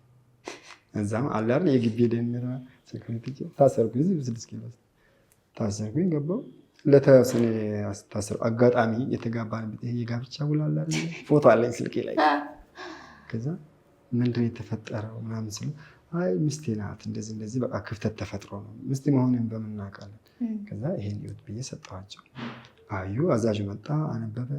ከዛ እሷን ጠራ ነይ አውሪን አለ። እኔ እዛ አልመጣም ወጣችሁ አውሩኝ አላለችም ፖሊሶች። ለምን እኔ በቃ እሱ ፊት መታየት አልፈልግም። እኔ በጣም ፈራለሁ ላይ እሱን ሳይል ምን እንደሆነ አልነገረችም። አታውቅም እስቲ በቃ ከውስጥ አጣውት ብቻ ነው ያለችኝ። ሌላ ሰው እንዳልወደደች 100% እርግጠኛ ነኝ። እኔ ላይ ምንም ነገር እንዳላየች ምንም ጥፋት እንዳላገኘች 100% እርግጠኛ ነኝ። ግን እንደዛም ሆኖ ራሴን ጥፋተኛ አደርጋለሁ። እኔ ነኝ እኮ የሆነ ነገር እኮ አላረኩም። ምንድን ነው ያላረኩት እላለሁ። ግን የሆነ ነገር እኮ አላረኩም። ምንም እኮ ያላረኩት ነገር የለም። ከዛ ዛን ቀን ታሰርኩና ከዛ የተከተሰነ ይቃባላ በቃ አትምጣ ሁለተኛ እዚህ ጋር ጉዳይ ከሌለ ጉብኝት ከሆነ አሳውቄ ለፖሊሶች አሳውቄ መታወቂያ እዛም ሰጥተ ዘበኞች ያምጡ እዚህ ለነሱ ያሳውቁ ትገባለህ ትወጣለህ። ከዛ ውጪ አትምጣ ተባልኩ። እሺ ከዛ ደውለችን እንደወጣ ማታ ላይ አውቃለሁ ገንዘብ እንዳለ ደህና ነገር እንደሰራ ሀብታም እንዳጫወተ ሰምቻለሁ። እና የልብ የተሰማ እኔ ልትጎዳኝ ነው ወይስ ገንዘቤን አይታ ድጋሚ ትመጣለች ብለህ አስበህ ነው እንድች ብለህ ፍለጋይ እንዳትመጣ በቃ የመጨረሻ እኔ አይደለም ሚሊየን ሰርተ ቢሊየን ሰርተ ብትመጣ ቅንጣት ታክል አልቆጥርም። አይኔን ማየት አልፈልግም። ዛሬም ያው ነኝ አለች። የመጨረሻ ደበረኝ። ድጋሚ ሌላ ዲፕሬሽን ውስጥ ገባሁ። ወይኔ ያልኩኝ ለዚህ ነው ይሄን ሁሉ ጊዜ የለፋሁት። እኔ የመኖር ዓላማ የለኝም እሷን የማስደሰት እሷን የማግኘት እንጂ ገንዘቡን ጨፈጨፍኩት ነው ማለት ተጫወትኩበት። ጨፈጨፍኩት። 4 ወር 5 ወር አልፈጀብኝም። ዜሮ ነው ያስገባሁት ገንዘቡ። የምር ምን እንዳደረኩት ራሱ አላውቅም። ለሰው አበደርኩ እዛው በቃ የራሴ ጉዳይ ምናምን አለ። ሰው ገንዘብ ብድር ሲጠይቀኝ ከእከሌ እየሰማ መጥቶ ይጠይቀኛል፣ ሰጠዋለሁ፣ ራሴ ጨፈጨፈዋለሁ። ዜሮ አስገባሁት። ምን ያደርግልኛል እሷ መመለስ ካልቻለ? እኔ ራሴ ማኖር አያቅተኝም። ሌላ ዲፕሬሽን ውስጥ ገባ። በጣም ተደብሬ እያለሁ የሆነ ወቅት ከሆነ ቆይታ በኋላ አንድ ቀን ስልክ የጠራ አባቷ ደወሉ። ቤተሰቦቿ ጋር እንደ ቤተሰብ ነህ አይደለ? እናቷም ጋር እንደ ቤተሰብ። እናቷ እንደውም በጣም ትወዳለች ወይም የተለየ ቦታ አላት ላንተ? በጣም ይወዱኛል። የመጨረሻ ነው የሚወዱኝ ቤተሰቦቿ ሁሉ። ከዚህ ሂጄ ነበር ያልነገርኩሽ ነገር እቃ ላመጣ ገና እሷን ግቢ አስገብቼ ተደባበርንበት ሰዓት ላይ ገና ተደባብረን እያለን ሄጄ ነበር እና መኪና ይዤ ስለሄድኩኝ እቃ መውሰድ ፈልጋለሁ ወደዛ ቤት ተከራይቼ እንደዛ ክፍተት ሊፈጠር ነው በመሀላችን ስል ለካ እንደሄድኩ ሰምታ ለቤተሰቦቿ አንድ እቃ እንዳሰጡት ብላለች። ለእናቷ ማለት ነው። እኔ ታቅልሻለሁ እመላለሳለሁ ምናምን በቃ ሲሄድ ጭኜ ሊወጣ ነው። እናትየው መናገር ፈርቶ ሼም ይዟቸው በቃ ይሰቃያሉ። ምን ሆኖ ነው ምናምን ላለ ስሜታቸው ይረበሻል። ከዛ ነገ እሄዳለሁ እና በቃ ነገ የምወስደውን እቃ ምናምን ብዬ ስላቸው ምናምን እኔ እኮ ፈራሁ ሙሌት ተቸገርኩኝ፣ እንደዚህ እቃ እኔ እስኪመጣ ድረስ ምንም እቃ እንዳትሰጪው ተብያለሁ አልኩኝ። ይህም ብቻ አይ በቃ ትንሽ አለመግባባት ተፈጥሮ ነው ችግር የለውም ብቻ ብዬ ነው ያልኩኝ። እሺ ደህና ሁኑ። እዛን ቀን እንዳየኋቸው መልሼ በአይን አላየኋቸው። እናትየው ሄድኩኝ። የመጨረሻ ደበረኝ። ምክንያቱም እናቷ ፊት አልሰጥህም ንብረት መባልን እንደ ውርደት ነው የወጣው። በጣም ነው የተሰበርኩ በዛን ሰዓት ሄድኩኝ። ስለዚህ ሁሉም ነገር እዛ ነው የቀረው ከሆነ ከዛ የህይወት ወጣ ውረድ ከነገርኩሽ ውጭ በኋላ ደወለልኝ አንድ ቀን አባትየው በዚህ በዝዋይ ዋና ፈጣን መንገድ ላይ መኪና እየነዳው ነበር። አጠገቤ አንድ ሰው ተቀምጠዋል የስራ ሰራተኛ ማለት ነው። እና በጣም ኃይለኛ ስፒድ ላይ ያለው ስልክ ሲደወል ደነገጥኩኝ። አባባ የእሳቸውን ስልክ ነው አባባ ብዬ ያዝኩኝ። አነሳውና ሄሎ፣ አቤት፣ ሰላም ነው? ሰላም። መኪና ውስጥ ነው ያሉት። እኔ እኮ እንደዚህ ችግር ፈጥሬ ነው የወጣው ከቤት አይደለሁም። ቤተሰብ ሰላም ነው ስላቸው እኔ እኮ እሳቸው ሙሉ ነው የሚባሉት እናትየው ሙሉ ነው የሚባሉት እክልን እንደዚህ አድርጌ ድንገት ህይወታቸው በእጅ ላይ ጠፋ ብቻ ነው የሰማው። ህይወታቸው በእጅ ላይ ጠፋ ስሉ እንደዚህ ብዬ ነው የቀረው። መኪና እኮ እየሄደ ነው። እንደዚህ ነው የቀረው። መኪና ወጣ ከመንገድ ላይ። የሚስት አባቷ እናቷን ገደላት። እኔ ተስፋ ነበረኝ እናትየው ሲኖሩ አንድ ቀን እንደሚያስታርቁ በጣም ስለሚወዱኝ አንድ ቀን ነገሮችን ምራቋ ዋጥ ስታደርግ ነገሮችን መረዳት ስትጀምር እናቷን ትሰማለች። እዛን ሰዓት ያስታርቁኛል ብዬ ተስፋ ነበረኝ። ከሱም ውጭ ደግሞ የምትወጂው ሰው እንደዛ ሆነ ተብሎ ቀጥታ ሲነገርሽ የሚሰማሽን ስሜት አስቢ። ያልጠበቅሽው ነገር ክውን ያልኩኝ ማሳ ላይ ነው የወጣው። እውነት ለመናገር ወደዚህ ወጥቼ ቢሆን ተቃራኒ መንገድ ነው። ከዛ የሚወጣው ድምፅ ማጠን ነበር የሚያወጣኝ። ወደዚህ ነው የወጣው። ቀጥ ብዬ እንደዚያው ነው የቀረው። በቃ ወጣ መኪና። በስንት ስቃይ መካኒክ ስለነበረ ጥገም የተቀመጠ በእጅ ፍሬን ነው መኪና ቆሞ እንዲያጫውተው እጅ ፍሬኑ ማለት ነው። እንዲህ ዝቅ ከፍ እያደረገ ከዛ ቆምኩኝ። የተወሰነ ሰከንድ ላወራቸው አልቻልኩም። ሄሎ ስል ምንም መናገር አልቻልኩም። ዘጉ። ድጋሜ ደወሉ። ምን ሆነ ነው? የት ነው ያለው? ምንድን ነው ያሉኝ? ከዛ አወሩኝ። ምንድን ነው ያሉኝ? እንደገና በድጋሚ ምንድን ነው ያሉኝ? እንደዚህ እኮ ተፈጥሮ ባልጠበቅኩት መንገድ ድንገት እንደዚህ አድርጌ ህይወታቸው በእጄ ላይ ጠፋ፣ ተጎዱ ምናምን። የት ነው ያሉት? እኔ ወደ ድሬዳዋ እየሄድኩኝ ነው። አባትየው ኃይለኛ ነው። መጀመሪያም እንደነገርከኝ የቤተሰቦቹ ኃይለኛ ነው። ብዙ ያለመስማማት ነገርም ነበር። በዛ ምክንያት ነው እንደዛ የሆነው። እሳቸው ማረፋቸውን ሲሰሙ ሸሽተው ነው ማለት ነው። አባትየው ላንተ ሄደው ሸሽተው ነው። በቃ ሌሊት 11 ሰዓት ነው የወጣው ከቤት አሉ። ከዛ በኋላ ራሱ እየደወሉልኝ ነበር፣ ሳይያዙ ማለት ነው። እስኪያዙ ድረስ እየደወሉልኝ ነበር። ምን ነበር ሰፈር ያለው ነገር፣ የቤት ያለው ነገር ይጠይቁኝ ነበር። ማን ታመመ ከልጆቹ፣ ማን ተጎዳ፣ ማን ምን ሆነ እየጠየቁ። እኔ ቀብር አልደረስኩም። ከዚህ እስክሄድ ድረስ ወደዛ እየሄድኩ ነው፣ ወደ አሰላ። ከአሰላ አስገብቼ ቃራ ግፌ መኪናውን ይዤ እስኪመጣ ድረስ። ከዛ ደግሞ መኪና መንዳት አቃተኝ። እዚህ አቆምኩኝና ይዘር ተብዬ እኮ ነው መንዳት አልቻልኩም። እየተጋጨው ሳስቸግር አቆምኩኝና የሆነ ፓርኪንግ እዚህ ወደ መሳለሚያ ሄድኩኝ በትራንስፖርት እስኪደርስ ድረስ ትራንስፖርት ክራውድድ ነበር። አልደረስኩም። በሶስተኛ ቀን የደረስኩኝ። ለቅሶ ደረስክ ማለት ነው። እስቲል ግን ከሚስት ጋር አልተፋታችሁ? አልተፋታንም። ለቅሶ ደረስክ? ጠብቃታለሁ፣ እዛ አለች። ሄድኩኝ። ኦኬ። ለቅሶ ላይ እሷም ነበረች። ለእሷም ቀጥታ ደውሎ ነግሯታል አባትየው። እኔ እንዲሰማሁት ከተማሪዎች ግቢ እንደዚህ ስልክ ይዘን እንደዚህ ስልክ በእጃ እየጎረጎረች ደወለና አባቴ ደወለ ብላ ስታነሳ እንደዚህ አድርጌ ነው የወጣው ከቤት ቀጥታ ነገሯት። ከዛ እንዲሁ እንደቆመች ወደኋላ ነው የወደቀች አሉ። እዛው ራሱ አንስታ ሐኪም ቤት ወስዷት ምናምን ነው በማግስቱ ነው ወደዛ የተወሰደች። ብዙ አሉ እዚህ ቢሾፍት ምንድነው ይሄ ዱካም ላይ ምናምን አሉ የነሱ ልጆች ተሰባስበው ነው የሄዱት። ከኔ ጋር ትንሽ ተኮራርፈን ስለነበር አይደለም አልጠሩኝም። ሄድኩኝ በኋላ ላይ እዛ አገኘኋት። ለቅሶ ላይ አየኋት። ጭራሽ የመጨረሻ ለቅሶ እንደዚህ አልቅሼ አላውቅም። እውነት የመጨረሻ አባቴ ሞተዋል። ለአባቴ አልቅሻለሁ በጣም። እዛን ቀን ግን የመጨረሻ በቃ ለአባቴ ያላለቀስኩትን ለቅሶ ነው ያለቀስኩ። እሳቸው ጥሩ ስለነበሩ ነው። በጣም ጥሩ ሰው ነበሩ። በጣም ጥሩ ሰው። እውነት ለመናገር እኔ እናትን እንደዚህ አላስታውስም። የወለደች እናትን እንደዚህ አላስታውስም። በየደቂቃው በየቀናት የማስታውሰው እሳቸው ነው እና በጣም ሰው አክባሪ ነበሩ። በጣም ሰው ወዳጅ ነበሩ። በሰፈር የተወደዱ ብዙ ተቀባይነት ያላቸው ነበሩና ዛሬ ላይ እንደው እሷም ቀርታ ሁሉም ነገር ቀርቶብኝ በህይወት በኖሩ ብዬ እመኛለሁ። እውነት ሁሉም ነገር ብቀርና እሳቸው ብቻ እዛው በሰላም በህይወት በኖሩ ባልጠይቃቸው እንኳን ብዬ ሁሌ እንደዚህ ጥያቄ ይመጣል ወደ ህይወቴ። የእናቷ ቀብር የእናቷ ለቅሶ ላይ ተገናኛችሁ? ተገናኘን። እኔ ከተወሰነ ከረጅም ለቅሶ በኋላ አስቀመጡኝና ወደ ውስጥ አስገብተው አስቀመጡኝና ሂጂና አጠገቡ ተቀመጪ ተባለች። ኦፍኮርስ እዛ ሀገር ቤተሰብ ባልና ሚስት ናችሁ? ቤተሰብ ህዝብ አያውቅም እዛ ሀገር። አሁንም ለእናቷ ሞቶ ገና እንኳን አፈር ሳይቀምሱ ሌላ ነገር ሊወራ ነው። ስለዚህ ሂጂና እንደዛ አድርግ የተባለው መጣች። እኔ ብዙም አልተረጋጋውም ነበረ። ጠጋ ብላ ቀስ ብላ መጥተህ አልቅሰህላታል ለእናቴ አመሰግናለሁ።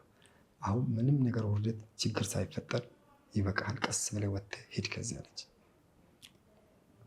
እንዴ እሰማለሁ እኮ ጆሮ ይሰማል፣ ግን የሆነ እየቃዠው ነው መስለኝ። የምር አትልም እንደዛ ነው አትልም፣ እየቃዠው ነው። ድጋሚ እንድትናገርም ፈለግኩ። ከዛ የሆነ ምን አልሽ እያልኩኝ ነው፣ ግን በውስጥ ነው የምለው፣ አልተናገርኩም። ምን አልሽኝ ምናምን እያልኩኝ ነው በደገመች ቃሉ። ከዛ ጨርሻለሁ፣ ከዚህ በላይ አንተ ጋር መቆየት አለ መዋረድ ካልፈለግ ከዚህ ጋር አትቀመጥ፣ ባይሆን ቦታ ቀይረህ ተቀመጥና ወጥተህ በዛ እንዳትፈልገኝ ብላ ትንሽ ደቂቃ 1 ደቂቃ 2 ደቂቃ ተቀምጣ ተነሳች፣ ገባች ወደ ውስጥ። ያው የሚያልቅስ ምናምን አስመስላል። ስትገባ እዛ ቁጭ ብዬ ቀረሁ። በቃ እኔ የትም አላመንኩማ። በቃ የሆነ እየቃዠሁ ነው መስለኝ። እስኪ ማታ ላይ ተገናኘን በድጋሜ ምናምን። ወንድሟ አገናኘን። እስኪ ሰላም ተባብላችኋል እንደ ምናምን ብሎ ሰላም እንድንባባል ዝም ብላ ሰላም አለች።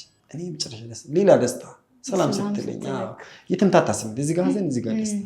የሆነ እንዳልስቅም ፈራው፣ እንዳላለቅስም ፈራው፣ ውስጥ የተረባሽ። ከዛ ማታ ላይ መገናኘት እንዳለብን ማውራት እንዳለብን ነገ፣ ዛሬ ሳይሆን ነገ እንግዲህ በ4ኛ ቀን ነው ከቀብር 4ኛ ቀን መገናኘት ማውራት እንዳለብን ቤተሰቦች አወሰኑ። ለሌት እኛን ለማሸማገል ተቀመጥን። እስከ 9 ሰዓት ተኩል ብዙ ሰው ነበር፣ ወደ 13 14 ሰው የእህቶቿ ባል ምናምን ነበሩ። ቁጭ ብለን ተነጋገርን። ምንድነው ችግርሽ? ለምንድን ነው የምትፋቱት? ለምንድን ነው የምትለያዩት? ያደረገሽን አሁን ቃል በቃል ነገር ተለያይተሻል አይደለ? አትፈሪውም አይደለ? አሁን ነገር። ከዛ ተንበርከካ ምንም አላረገኝም። ተንበርከካ ምንም አላረገኝ። ወንድሞቿ ማለት ምንም አላጠፋም፣ ምንም አልበደለኝም። እኔ ከውስጥ ያጣሁት በቃ ከውስጥ የሌለውን ሰው እንዴት አብሬው ልኖር? ምን ማለት ነው? እነሱም ግራ ገባቸው እኮ ምን ማለት ነው? በዚህ ችውር ውስጥ እንደዚህ አብሬው የሚኖርሽን ሰው ባለትዳር ከውስጥ ያጣሁት ብሎ መልስ ይሆናል ወይ? በቃ የኔ መልስ ይሆናል። ስቅስቅ ብላ እያለቀሰች እኔ ስርዓት አለ። ከዛ አጠገብህ ነው እንደዚህ ያለችው። እንደዚህ ፊት ለፊት ነው የተቀመጠችው። እንደዚህ ተካበን ዜሮ ሰርተን የተቀመጥነው ክብ ሰርተን እና የኔ ስርዓት አለ። በጣም የነስር ይወጣትና በጣም ደነገጥኩኝ። በዛ የስነ ስርዓት የሆነ ትራማ አእምሯ ውስጥ እንዳለ ታየኝ እና እቺ ልጅ ተጎዳች ነው። የኔ ጭቅጭቅም ሊሆን ይችላል፣ ናፍቆትም ሊሆን ይችላል። ናፍቂያት በሆን ደግሞ ከውስጥ ያጣሁት አትልም ነበር። ግራ ገባ። ከስታለች፣ የመጨረሻ የለችም እዛን ሰዓት። ከዛ ተለመነ። እሺ እንዲህ ተባለ። ኦኬ ነገ አንድ ክፍል ግቡና እናንተ አውሩ ተባለ። 2 ሆናችሁ አውሩና ችግራችሁ ፍቱ፣ መለያየት የለባችሁ በጭራሽ ተባለ። ምክንያቱም እናታችን ሞታለች። በእናታችን አጽም ላይ እንደዛ ነገር መወራት የለበትም። ነፍሷ እንኳን ማረፍ አለበት፣ ደስታችሁን መርስ አለበት። አውሩ ተባለን። ነገ አንድ ክፍል ገባና ተዘጋብን። እዛ ጋም ለቅሶ ነው፣ ነስር ነው። በቃ ተንበርክካ ተወኝ፣ ትወደኛለህ? አዎ። ታፈቅረኛለህ? ሚስት ነበርኩኝ፣ ማሚ ነበር የምትለኝ፣ እንዲህ ነበር የምታከብረኝ፣ እንዲህ ነበር የምታኖረኝ። ስለምትወደኝ ነው አይደል? በቃ እንድሞት አትፈልግም። ስለዚህ ተወኝ። በጣም እኔ ራስን አላውቅም። እንባዚህ ነው የሚሰብሰው። በጣም ነው የማለቅሰው እና ተወኝ ባትል ትወደኛለህ ብቻ ብላ ብትተው ደስ ይለኛል። ተወኝ ምን አለ ተወኝም ባትል ተወኝ አትበይኝ ብያለሁ እኮ ደግሞ ተወኝ በቃ እንዲሁ ተይኝ እንጂ ተወኝ አትበይኝ። አንቺ ተይኝ እኔ ሁሌም እየወደድኩሽ መኖር ነው የምፈልገው።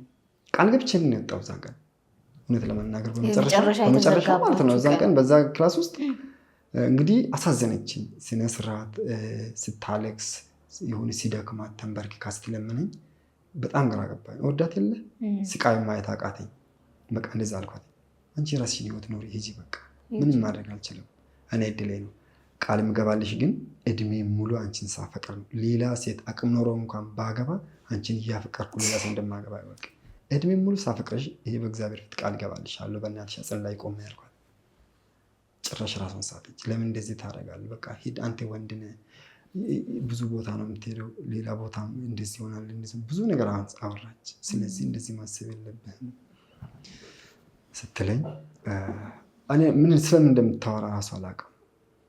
እኔ ልለያት ነው አሁን ወስኜ ልለያት ስልሽ ለእሷ ስል ትቻት ልሄድ ነው በልቤ ይዣት ድጋሚ እንደማላያት ይነግረኛል ውስጥ። እሺ በቃ ብዬ ከሄድኩ ለምን ድጋሚ ፈልጋታለሁ? እሺ ብዬ ከዛ ከተቀመጥኩበት እንኳን መነሳት እንደዚህ ልነሳ ሞከርኩ። ራሴን እየታገልኩ ቁጭ ባለችበት መውጣት ፈለግኩ፣ መነሳት አልቻልኩም። በቃ ፓራላይዝ ነው እዛ ጋር በእውነት ፓራላይዝ ነው ሆንኩኝ። ራሴን ሳትኩኝ። እንደምንም ብዬ ታግዬ ተነስቼ ቆምኩ። ቢያንስ አሰናብሽኝ አልኳት። አቀፈችን፣ ተለቃቀስን፣ ተሰናበትኳት፣ ወጣሁ። ሳለቅስ ረጅም ሰዓት ስለነበረ እዛ ውስጥ ያለቀስኩ ስለነበረ ስንወጣ አጋጣሚ ጅማ ያለች አልኩ እህቷ፣ እሷ ነች ፊት ለፊት ያየችኝ። መጣችን። ታረቃችሁ ወይ ምን ተባለ ምናምን ስትል ስሜት ልክ አይደለም። አይ ችግር የለም ይፈታል፣ ችግር ይፈታል፣ በቃ አታስብ፣ ሌላ ቀን ትፈታላችሁ ምናምን ባይ እንደዚህ ጠራ አድርጋ አቅፋኝ ሂድ አሁን ግባና ከሰዎች ጋር ትጫወታለች። እሺ ብዬ ቀስ ብዬ በዛም በዚህም ዞሬ 2000 ብር ዝም ብዬ ጠረጴዛ ላይ ያስቀመጥኩና ለስላሳ ጊዜ ለእንግዳ ብዬ ቀስ ብዬ አጥር በበር ከወጣው ያዩኛል።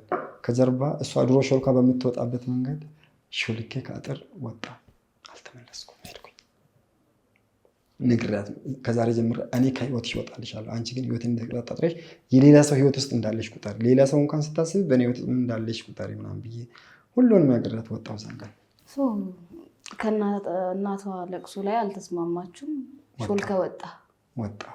እንዴት ነው ከወጣ በኋላ ያለው? አላየሃትም? ደግሞ አላየኋትም። በድጋሚ ወጣሁኝ። በማግስቱ ሄድኩኝ። ከዛ ወጥቼ ሄድኩኝ። በቃ እዛ መቆየት አልፈለግኩም። ከወለጋ ወጣ? ከወለጋ ወጣሁ። እስቲል ዘንድሮ ነው የሄድኩኝ ተመልሼ።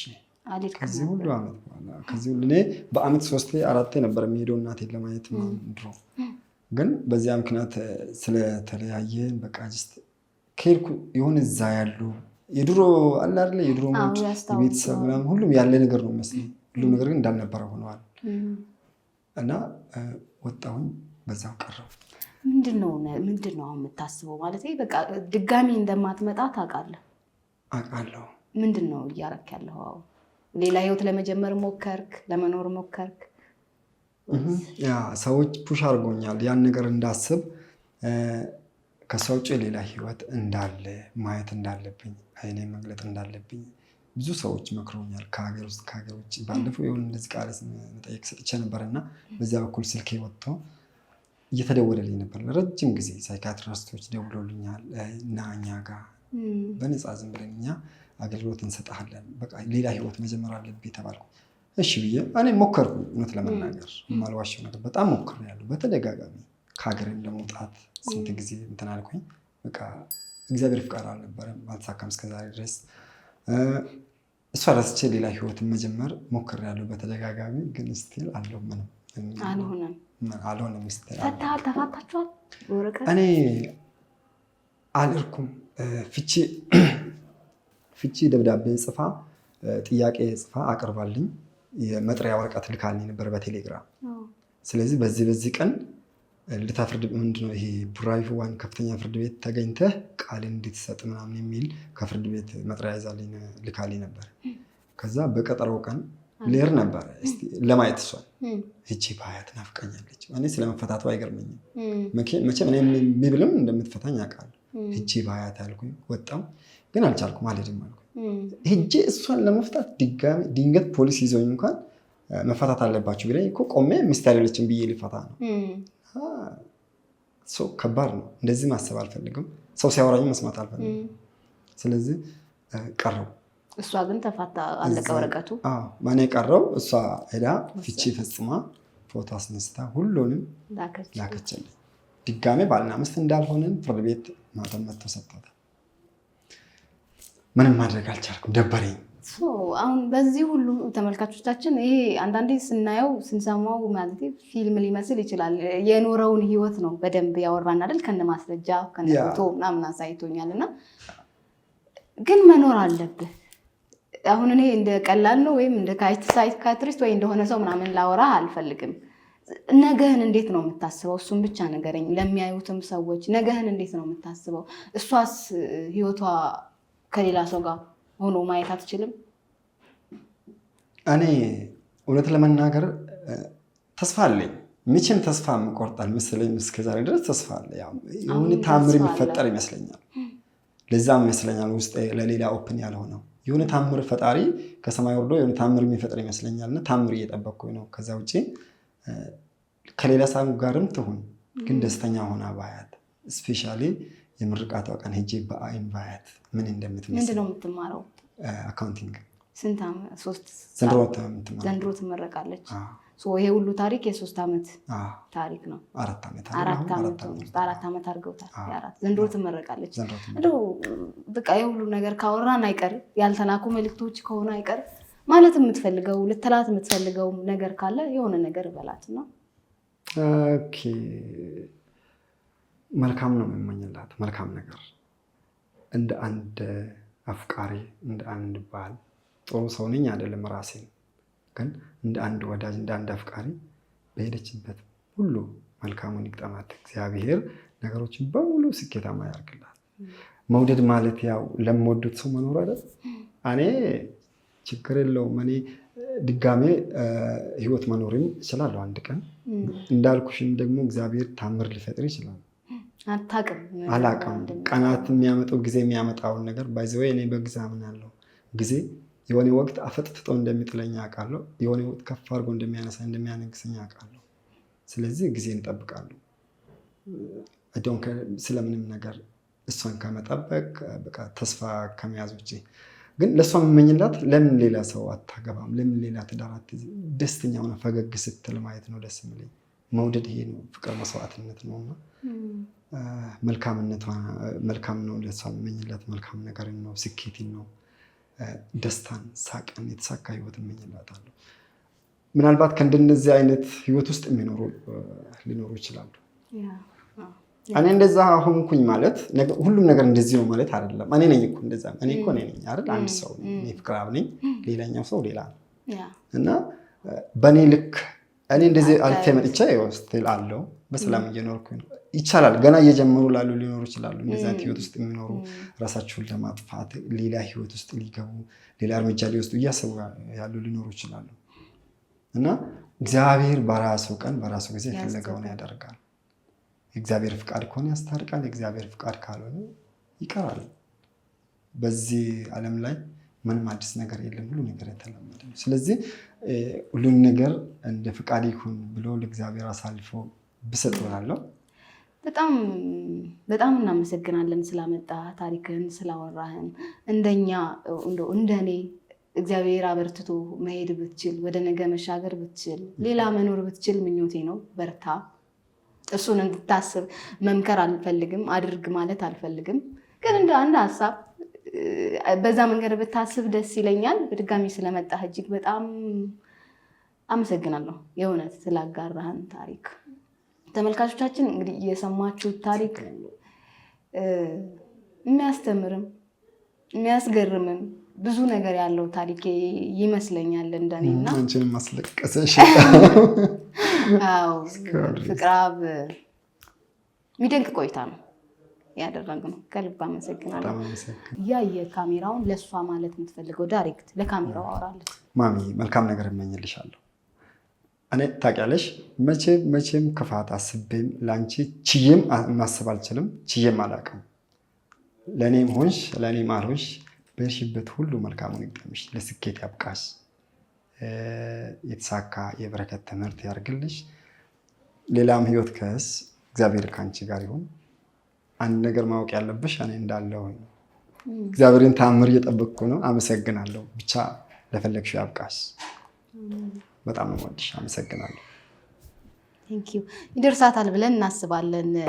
ይሄ መልእክት ይድረሳት።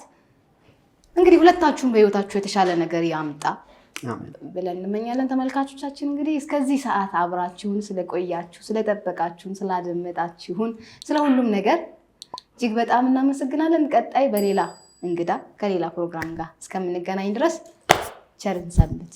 አመሰግናለሁ። በጣም እግዚአብሔር ይስጥልን። አመሰግናለሁ።